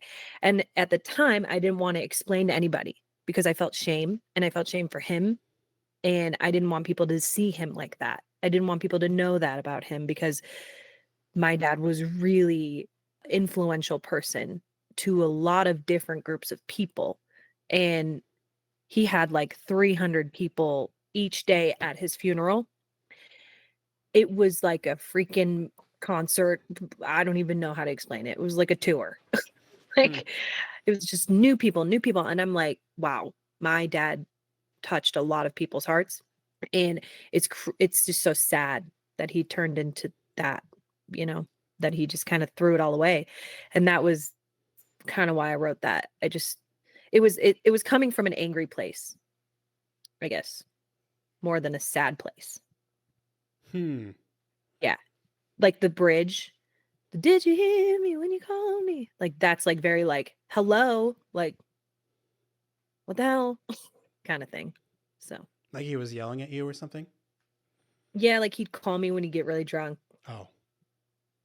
And he would just like blabble on about whatever. And then he would just like claim to be such a good person and a great dad and all these things. And I'm just like, yeah, you were. You were at one point. And then you let. So that's kind of like at the end when I say like love of the disease. Yeah. You know, like it felt like he picked that over me, I guess. Which we all know alcoholism is not something that is like easy to get over. I mean, any kind of addiction, the addiction takes over, right? And it doesn't mean that the love's not there. It just means the addiction is just so powerful, and it's just takes your mind over. And I think that's just what happened to him. But at the time, I didn't realize that, because when you're in it, you don't really know what you're dealing with, right? What demon's going on there, right? Till later on, you're like, oh, okay. He did love me. He struggled. He was sick. So the understanding comes later. Yeah. Yeah. Definitely. But I mean, I think it's, as someone who knew your dad, you know, Hmm. kind of well, Yeah. my whole life. I think it's, if you need to hear somebody say, I think it's okay to write a song that exposes this because you're upset, because you're Yeah. processing and you're angry. It's okay to it's okay to do that, and then like while you're processing it in real time, Right. you know. And so you can have a song that's dad song sad and then dad song happy, you know. True. And there's some happy dad stuff on the album too. Yeah. And But I think that's why I called it that. Excuse me, that burped. That's why I called it Dad Song, because I really wanted people to know that's who it's about. Because I was tired of hiding it. I don't know. yeah, I just was so yeah, I was really, really tired of hiding it. And I know why he like succumbed to all this. And I know now like what he was battling with, just like talking to his friends and stuff. And it's actually kind of crazy. A oh, lot of it, stuff that I didn't even know about. And it's weird to hear things about your dad after he's passed, where you find things out. You're like, are you kidding? Like, not bad things, just things that I was like, why didn't you tell me? Like, yeah, why didn't you, like, I'm here, you know? mm-hmm. Um, like I'm literally right here. Hello. So I think that was part of it too, was just writing like this angry, like, I tried to be the one that was trying to save you. I was trying to tell you to go to rehab. I was trying to be there for you, and you just said you just didn't care. So, yeah, fun one. Was that only after your mom passed that No, he succumbed to the addiction? no, Or succumb means, I don't mean that. I mean like that had this addiction. no. My dad had really drank. I think he's pretty much he was when I was younger, he drank O'Doul's. Like he Cla- would drink NA beer, but then Yeah. like as it went on, it was like wine at dinner. Mhm. And then it went on to like vodka and just all the time when he would read on the couch. And um then he just ended up just being drunk all the time. And Mhm. you could just tell. You just knew. He was just such a bad drunk. And then after we found all these bottles, like we found bottles in the do you ever go in my parents' bedroom with their water bed ever? God. You know what I'm I talking remember about? the water. That's what we played Dance Dance Revolution. Yeah, yeah. Like, okay, so that bedroom, and you know how they had that long armoire that would like, but where the mirror was, Sure. we found a mountain of Four Locos. Like, Oh uh, boy. we could have like filled a landfill. Literally, so many, and then everything in the couches and the cushions in his office, like the freaking place was full of aluminum. Like, I don't even know. I don't even know how he hid it so well. I think that's the scary part for me was like he hid it so well. Not maybe emotionally, but just the stuff, like his evidence. Mhm. It's crazy. And it's just sad, you know? But yeah, it sucks. I think what sucks is like both of them could have prevented dying. They both had addictions that killed them. And it Mm. sucks, you know? Because Oh, they so were both, was your mom lung cancer? yeah, Oh. yeah, yeah. So it's like, y'all could have, you could have stuck it out, guys. Hmm. You know? I think me leaving really just rocked their world. Me going on ships just fumbled their relationship because I don't think if it were for me they'd be together because they fought a lot. Hmm. I mean, my whole house just fighting all the time. And I don't think you guys knew that. I don't think anybody knew I that. didn't know. But oh my gosh, that's all we did. Fight, fight, fight, fight, fight, fight. I'm like, all right. And it was a lot of like manipulation on me and like, mom's gonna divorce me if I don't tell you that. And just like, weird shit. Mm-hmm. And now it's like, I'm like, oh, that's not normal. Like it's still kind of coming out of that at 31. You're like, oh, that's not normal that parents don't fight. Like my parents are no Hmm. Kendall. Yeah, it's wild. They were such good people though, like separately, which is Hmm. why it's so weird, you know. And you know, Yeah. And who you saw was exactly who they were. It's just together they were like, Man. you know. Sorry, I'm like talking way too much, right? No. This is an interview. Also, we did just get a raid. Thank you so much to Acon1. Raid. So this is my friend Kendall Travers. She's an amazing musician. We've been doing, this is the first interview on this channel. It's a new thing that we're doing. I'm going to do this every month. The first interview on this channel is, thank you for doing the shout out to Acon. Beautiful piano player, Acon1. I will send you their I want to hear. Yeah. So yeah, everybody send it. Everybody, please go follow Acon from here, and everybody, please follow Kendall as well. Can we get another shout out for Kendall Travers? Actually, she's in the title, so you might be able to go straight from there. We are I know you're doing your usual music, but I was enjoying the interview earlier and wanted to stop back. Oh, thank you so much, Acon. That is so nice of you to come back. Thanks. Very I want to cozy hear you vibe over stop. there. Yeah. Oh, thank you, Stardust Treasure, for the follow. I don't have the alerts or anything turned on, but yeah, you'll get a special shout out next my next regular stream. So what we're doing right now is I have known, just a little bit of intro into both of us since y'all just got here. I have known Kendall. How old are we? 31? Yeah. March 5th. Mm-hmm.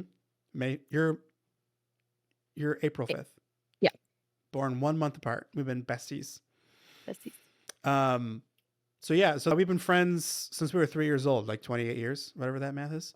And so we've just been talking about music. We've been talking about life and all the different avenues that you take. And we just finished listening to her song called Dad Song, and we're just kind of analyzing it and going through it. Crying. We're doing some crying as well. People are hugging their kids. So yeah, it's a lot. Yeah. So we're just kind of talking about it. What I think is, I love to analyze. I think that's why it's hard for me to write music, because I analyze music. It's one of my favorite things to do, So it's slow. Is this the slowest song on the album? I think so. Yeah. Definitely. I just want to play the beginning for chat one more time. Just like the very literally first 3 seconds. And I keep moving my cup in the way.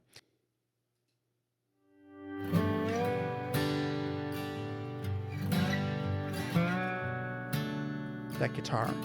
I know.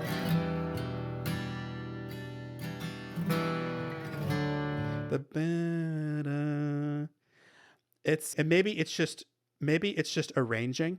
Maybe it's just sounds good in the arrangement, and that's why I did it. It's a nice introduction. But the slow tempo, the melody in the guitar, specifically, I think that's a resonator guitar. Those are very, very twangy. It is. Yeah. We had a few different ideas for how the tempo of this, and he was like, "Do you like this swing?" Because it kind of has a swing. Yeah. Like a little bit, like a little swing. Mm-hmm. And I was like, "No."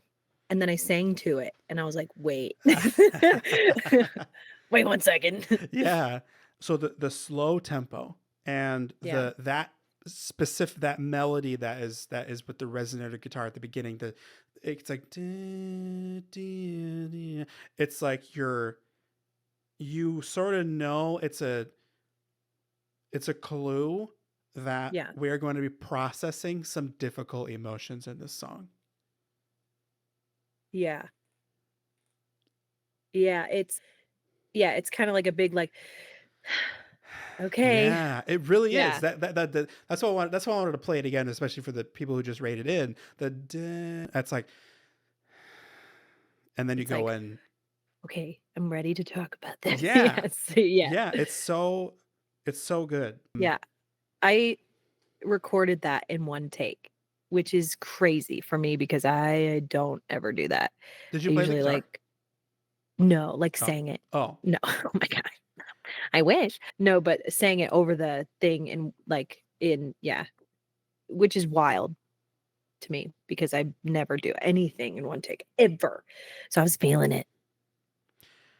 As it's I mean, that's sometimes or usually, especially like, you already had the melody and all that worked out already, right? You knew the song. I knew it. I wrote it to a way different vibe, actually. Beatstars.com kind of thing. And I didn't think it was going to go the direction that I went. And I'm happy it did, because I think the vibe and the ballad part of it was what I wanted. As someone who I'm a classical musician. I know you know that, but just for people who don't know. So, and I have recorded lots of things for auditions. I've recorded lots of things, well, mostly for auditions or whatever. Usually the first take that you do is the most musical one. True. In my experience. It's like, there might be like one or two things like rhythmically, like that wasn't perfectly in rhythm, or that was out of tune slightly or whatever. But usually the first take is the most musically convincing one, unless you like horribly fuck up on something, you know. Right. No, it's so true. The more times you do it, you overthink it. You overthink it, and you're like, and then suddenly you're doing like what was that game? Like the singing game where you have to like sing to the line. And it's like, yeah, and it's like, yeah, right. Well, not on TikTok. I mean, like on PlayStation 2. Oh, Karaoke Revolution or whatever it's called. Yeah, I know what you're talking about. And you would have to follow the line. It starts to feel like that. The more takes you do, it's hard to keep it organic. So I love learning that was your first take.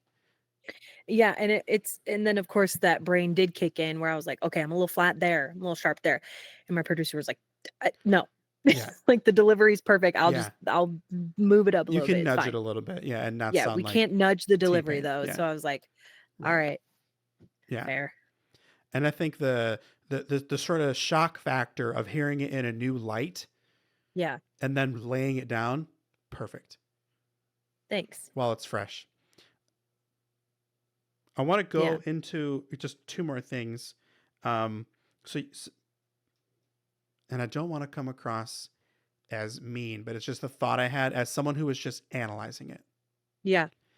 Is the song before this song was Heaven Probably Loves You about your mom. Yeah. And this song is Dad's Song. A nice poetic name for your song. And so it's probably because the song is you were mad at him. Because it's kind of you already said that it's because you didn't want it to be any confusion that it was about him. But to me as listener, I'm like, oh, this is just kind of a placeholder, the title. It was, because I didn't know what to call it. And then I finished writing it and I was like, fuck it. That Dad's Song sounds right to me. And I'm glad I'm glad that I said that then, because that makes way more sense. That provides a way deeper meaning to my initial thought. Was like, maybe you were just pissed off, fucking Dad's Song, you know?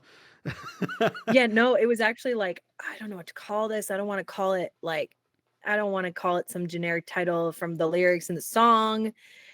And then I realized, like, no, actually the name Dad's Song just means way more. Yeah. It's just that's Dad's Song. And it's complicated. How could you come up with a name for that song? Right. It's so complicated. Yeah. It would be 35 words What long. am I going to call it? Alcoholism? Like, what am I going to call it? You know? And I think too, it's intriguing. You're like, huh, what's that about? Yeah. Kind of thing. Mm-hmm. Yeah. That's why I named it that. I thought it was silly, and then I was just like, whatever. It's perfect. Sounds good to me. Yeah. Dad's Song. Dylan was like, you're going to give it Dad's Song? I'm like, yeah. It's perfect. It's so perfect. Like, what would you name it? Yeah, exactly. Like, I don't know. I'm like, okay. So we covered 3 of your songs. Listen to them. Well, and then we did the music video. Is there any other one of your songs that you want to just go through? Let's do 100. Let's do 100 Proof. Okay. Yeah. Okay. We'll end on a positive one. Yeah. And we'll end on a good one. we gotta lift it up. We gotta lift it up. Watson said, title it For Loco. I was not expecting you to say For Loco. Dude, it's wild. Natty Daddies too. Oh, that I Everywhere. get. Oh my gosh. The- Yeah. because those are well, they're both big and cheap. Facts. Facts. Dude, 4 Locos though. I'm surprised he didn't actually die of a heart attack with how many of those were. Literally. That you have I used to drink Four Locos in college. Yeah. And by Four Locos I mean Four Loco. Like because Yeah. I mean this is before I was worried about like sugar because there's tons of sugar in those. Right. But like you want to show up and just get like to that magic sweet One spot. and done, baby. One and fucking done. Don't have another Yeah. one. Do not drink Dude. another single thing. I don't even want to know. Like, I don't even want to know. Yeah. Yeah. It's crazy. So there Your was heart's like, right. So there was a minute there where, you know, I would bring like one with me, you know, and then that was Yeah. it. Yeah. And then water and bread for the rest of the night. Yeah. Listen, at least you stopped, you know? That's Right. the point. Yeah. Watson said, Okay, I'm gonna mute myself. That- what Watson oh, say? he said, that's what they used to call me, quote, big and cheap. Oh And my then, gosh. and then he said, replied to his own message, said, mods ban him about himself. Oh my gosh. About himself. Parentheses. All right. So this That's one, so funny. this one is, oh yeah, 100 proof. Yeah. Cool. And 3, 2, 1.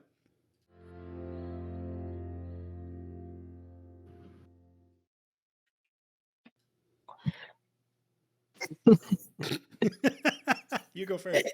It's just a way different vibe from Yeah. You're so giggly. depression. Yeah, no, I think I was just laughing because I like mention alcohol a lot in this song too. It's, you know what? It's pervasive in our culture, you know? That's true. Yeah. This is a fun one. Yeah. I enjoyed writing this one. So this one's about Schmilling. Dylan. smelling. Anything that's like happy and about a man is him. Except the one that's about me, Except the one that's about Dallas. obviously. Yeah. Songs about you. It's We sixth grade all- love. We all know what we're talking about here, okay? I mean, Come on. Everybody chill out. It is about him. Yeah, this is about Dylan. I don't know. This one was this I co-write actually with one of the producers because I couldn't figure out lyrically what I wanted to do for the second verse. And I had help with it. It's kind of like a saucy song. It's a little saucy. it's a little saucy. A little saucy. And it's just fun. I was kind of going for like a upper of Tennessee whiskey with it a little bit. That just occurred to me. Really? Right before you said that, I was like, oh, I wonder if it's like Tennessee whiskey. Yeah, 'Cause it's a I love faster that song, Yeah. Who but it's doesn't? like a little bit less like screw on the dance floor. It's a little bit more like let's go to the park. I don't know. Yeah, not much more to say about this one other than it's just about being in love. Yeah. I mean, it's as someone, I mean, I know you, but as a listener, I mean, people like to learn about you, you know? And I think that this whole album is just lore for who you are. And that includes your relationship with your loving husband. You know what I mean? So I Yeah. think it's really sweet that you have a song in here like this. Like, there's a couple songs in here about him. Yeah. Yeah. Was there a liquor that you had in mind that was 100 proof, or is it just 100 proof was just Oh no. I mean, absent. No, I'm kidding. No, he loves whiskey. He's a big whiskey guy, but like he's like one of those like really like snobby whiskey drinkers. Like he doesn't. Oh. He's like, it's got to be like really smooth and nice. It's like an occasion kind of thing, right? Hmm. So he really likes that. So I was just thinking about just that, you know, and like just hanging out and going on dates and like getting cute and like, you know, dressing up, being cute and hee. So it's really, I was really trying to go into like a lighthearted vibe about it. Yeah. I liked the moment where like you had the like a second singer in there. It was a guy. Yeah, that's him, the guy that helped me write it. Yeah, he's great. I liked it because it gives context a little bit more or Yeah. not context, but it provides like it's a man's voice. You're married to a man. It's Dylan's character in the song. You're always bringing up things that I didn't think about. So I appreciate it because now I'm like, oh my gosh, this like brings a whole new meaning to what I already think about the song.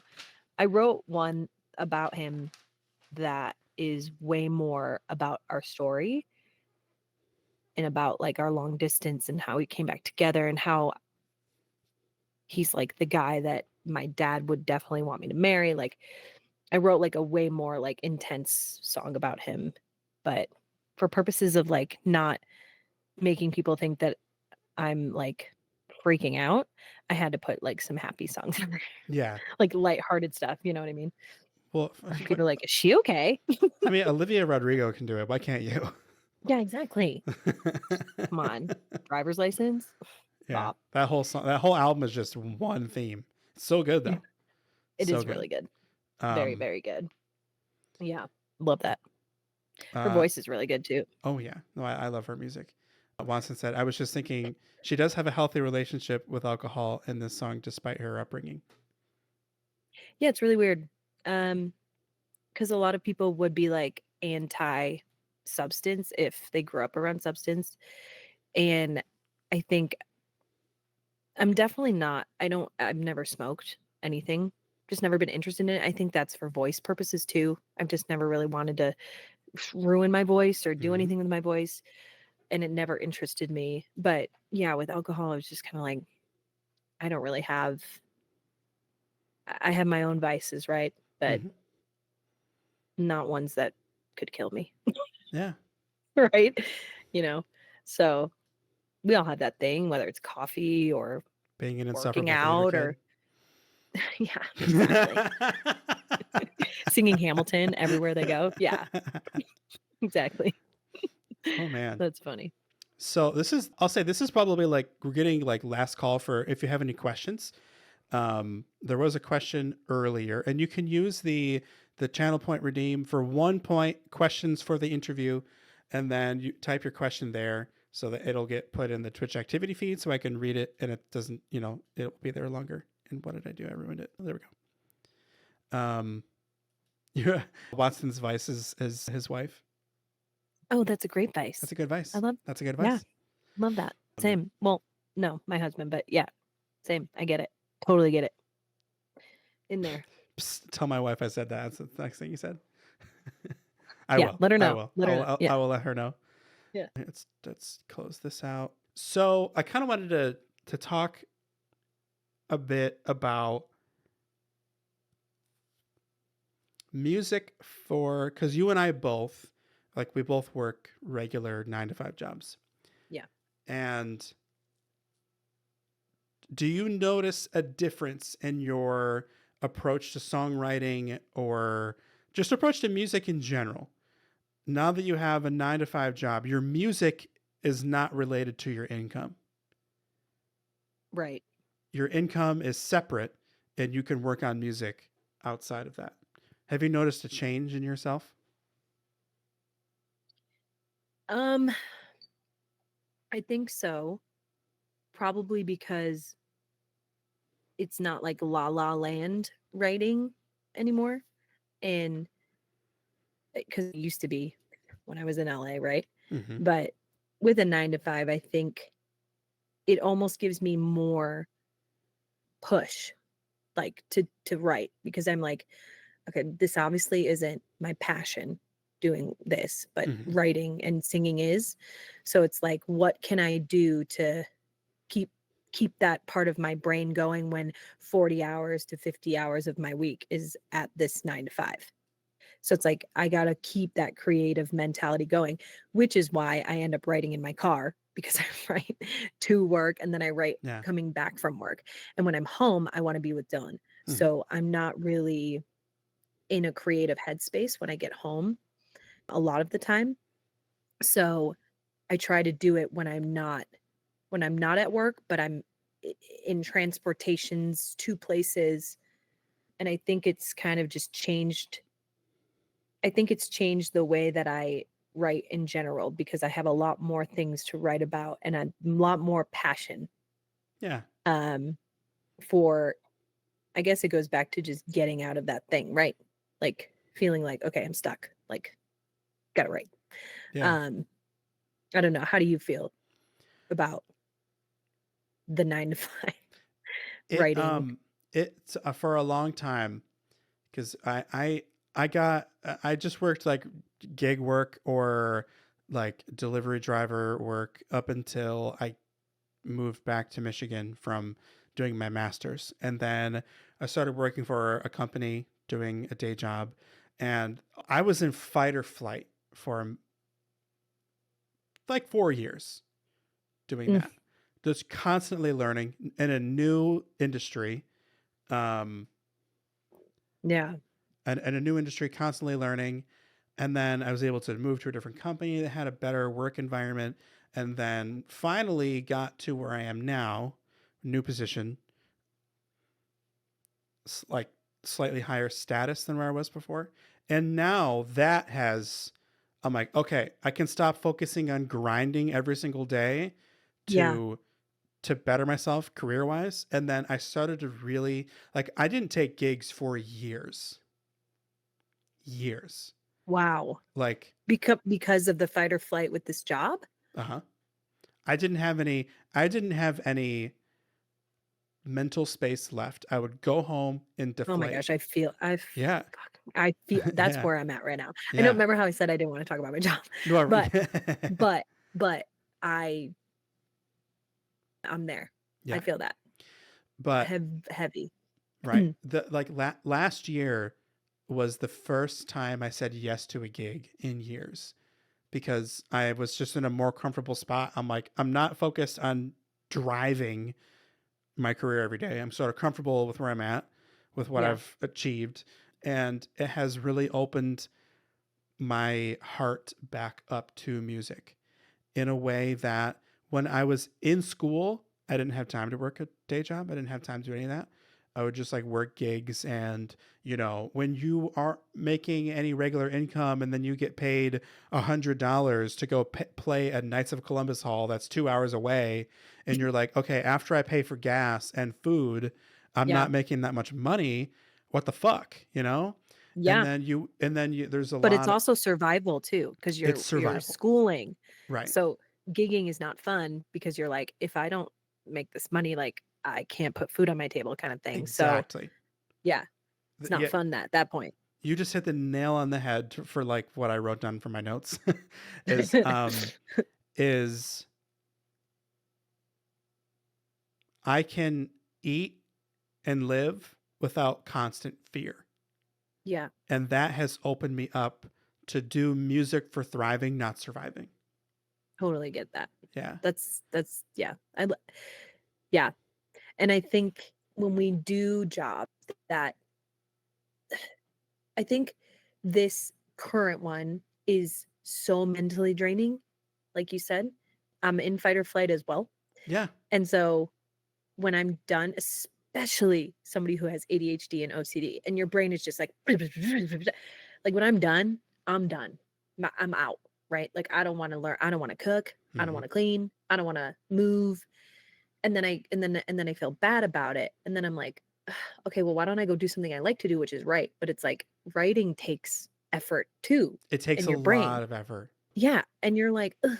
So I understand like the freedom part, but you have to be in a 9 to 5 that doesn't make you feel like you're in fight or flight all the Yeah. time, or 100%. gives you that draining sense of like I'm pro 9 to 5 all the way. Like if you like that is, I think that a lot of people need that, and they need an income. You need an income as a musician, whether Mm-hmm. that come from being a musician or doing a 9 to 5 or whatever. You have to do something, but that something cannot be something that literally drains the life out of you, Yeah. because it's going to deplete you as a person, because you can't be creative at that point, right? Mm-hmm. So I think that is what I realized up to this point was, I'm like, wow, I'm like barely writing, I'm barely doing anything. I'm coming home and I'm working out and then going to sleep. What a life. And a creative is like, I freak out. You know, you don't know what to do, but you're like, I want to write, but I'm like, ugh, you know, I Mhm. hate that feeling. I completely relate to that. I get comfort, or whatever the word is, from this Instagram page called Inspired to Write. Hmm. I think that's what it's called. They post a lot of stuff about, like, just because you're a musician doesn't mean you have to be, or just because you're creative doesn't matter what it is. Yeah. Just because you're creative doesn't mean you have to do that thing every single day and make progress towards a goal every day. Sometimes all you have the energy to do is just to survive in what you're doing. And in that time, you're still a creative person. You're still cooking, you know? Right. You still have things in your mind that are being worked on. It's just happening differently. Yeah. And Or you're pocketing like little creative little nuggets everywhere. oh yeah. So There's I'm this person that I work with that is very annoying. So I'm writing a song about them. perfect. See, look at the catharsis coming out Yeah, of the catharsis. you. The Yeah, the ca- catharsis. the catharsis. Oh my Yeah. gosh. Yeah, totally get it. Yep. And then there's the other end of it where, yeah, like gigging is not fun when you need that for your life. I mean, it can be fun while you're doing it, and then you finish and you're just like, okay. And then you're like, okay. And then you make like $200 and you're like, okay, now I got to go do that again. But I got to learn 5 more songs. I got to Yeah. learn 10 more songs. And they're not songs you wrote. Yeah. Or they're not songs that challenge you, or they're not songs that are new to you. And you're just like, you know, and after a while singing I Want to Dance with Somebody by Whitney Houston can be really tiring. Like literally the amount of times I've sang that song, I could like, oh my gosh, it's so draining. Yeah. And in North Carolina, I really enjoyed, that's why I loved it there, was all I was doing was gigging. And then I would like serve a little bit just Yeah. to make extra cash. But my gig money was like really good there. Mm.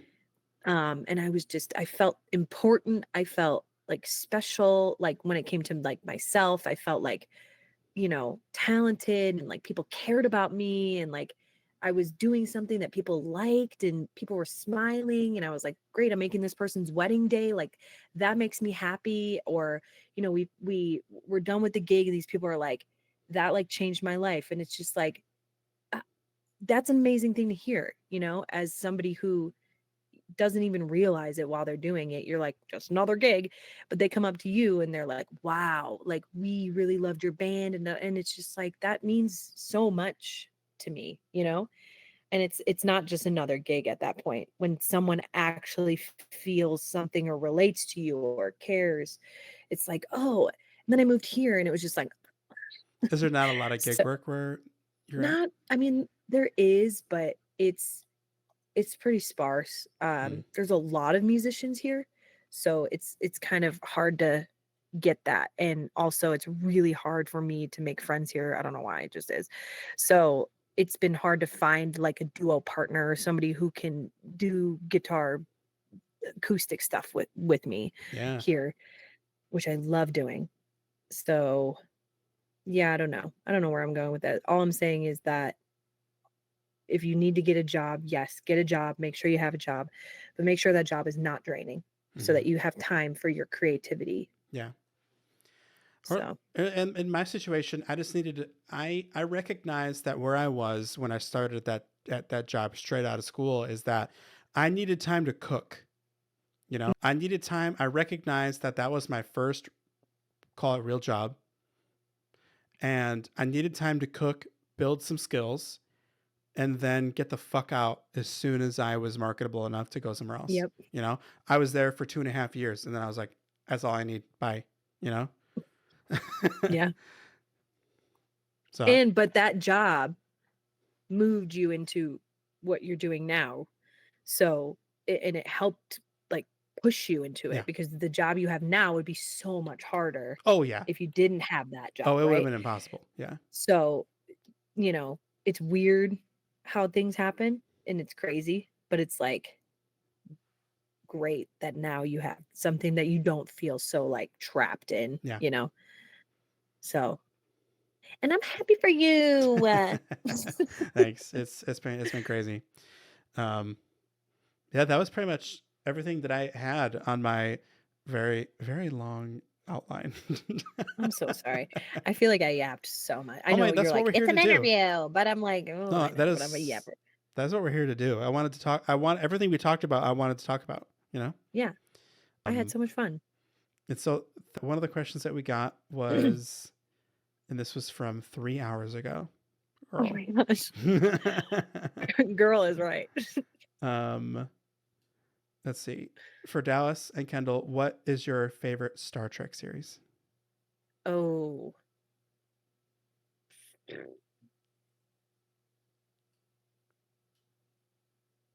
I can't pick that. Sorry.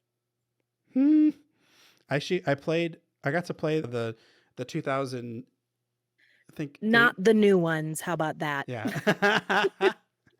How about not the new ones? I got to play. I'm not really a Star Trek fan at all. So My dad loved Star Trek. really, Oh my gosh, Bach and shit. Oh my gosh, he was crazy. did I tell you about the time that I saw him? It was like You saw him? it must have been weeks before he passed. Wow.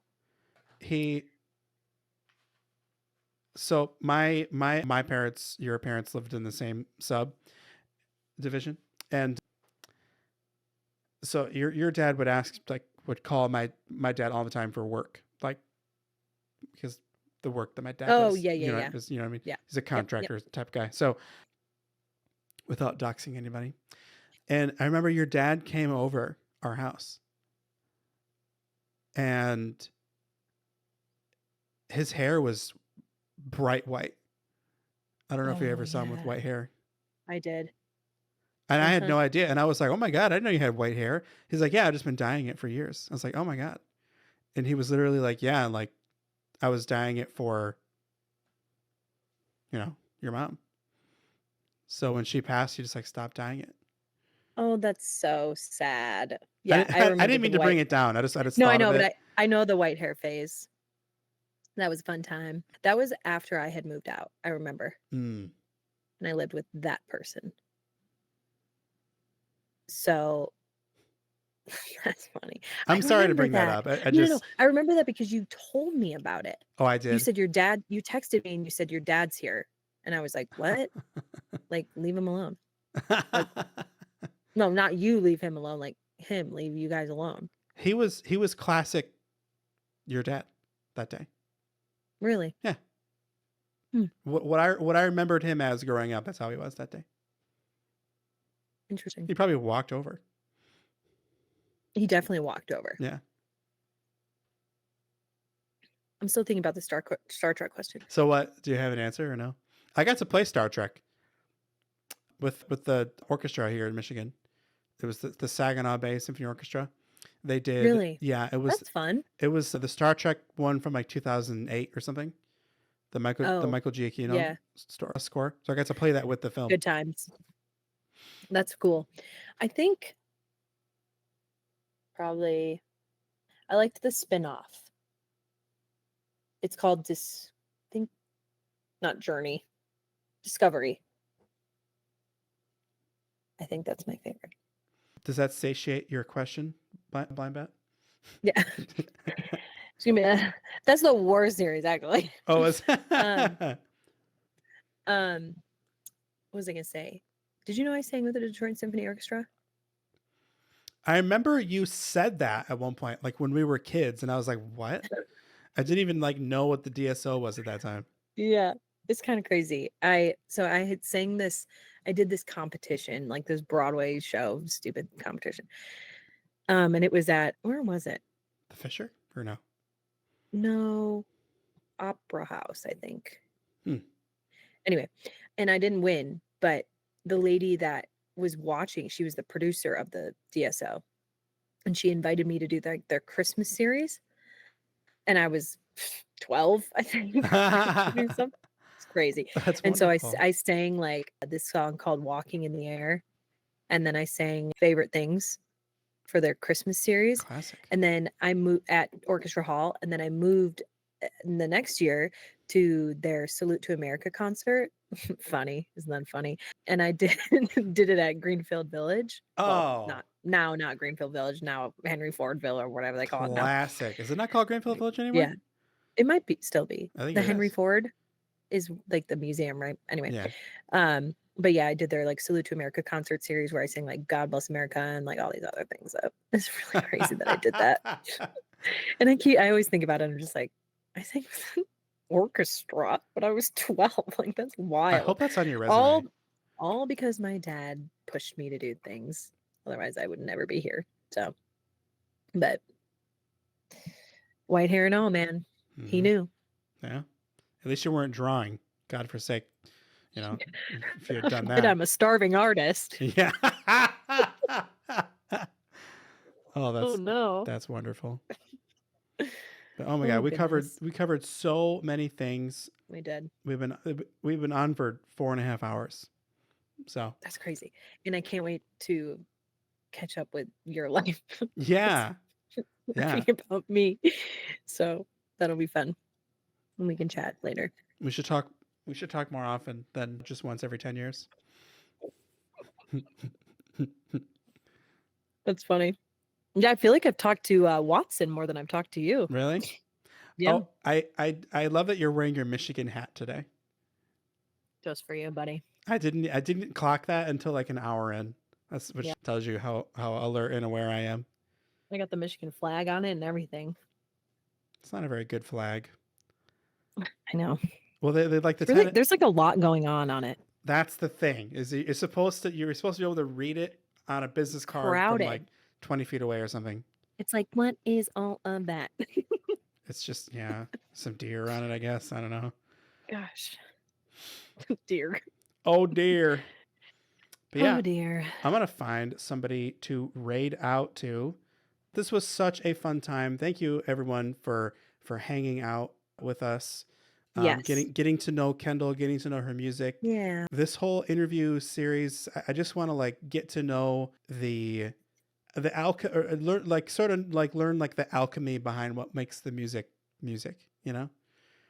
All right, so that's going to be it for here. We're going to raid out like right now. So I will see all of you most likely Saturday will be the next stream. Saturday doing music. Keep your eye out for Kendall's first stream. Yes, I'm going to do that. Yeah. I don't know what I'm going to do, but I'm going to do something. It'll be good. I will make sure fun. everybody is aware when that happens. Thanks. So you just have to tell me. Okay, we're rating like right now. Bye, everybody. Have a great night. Bye.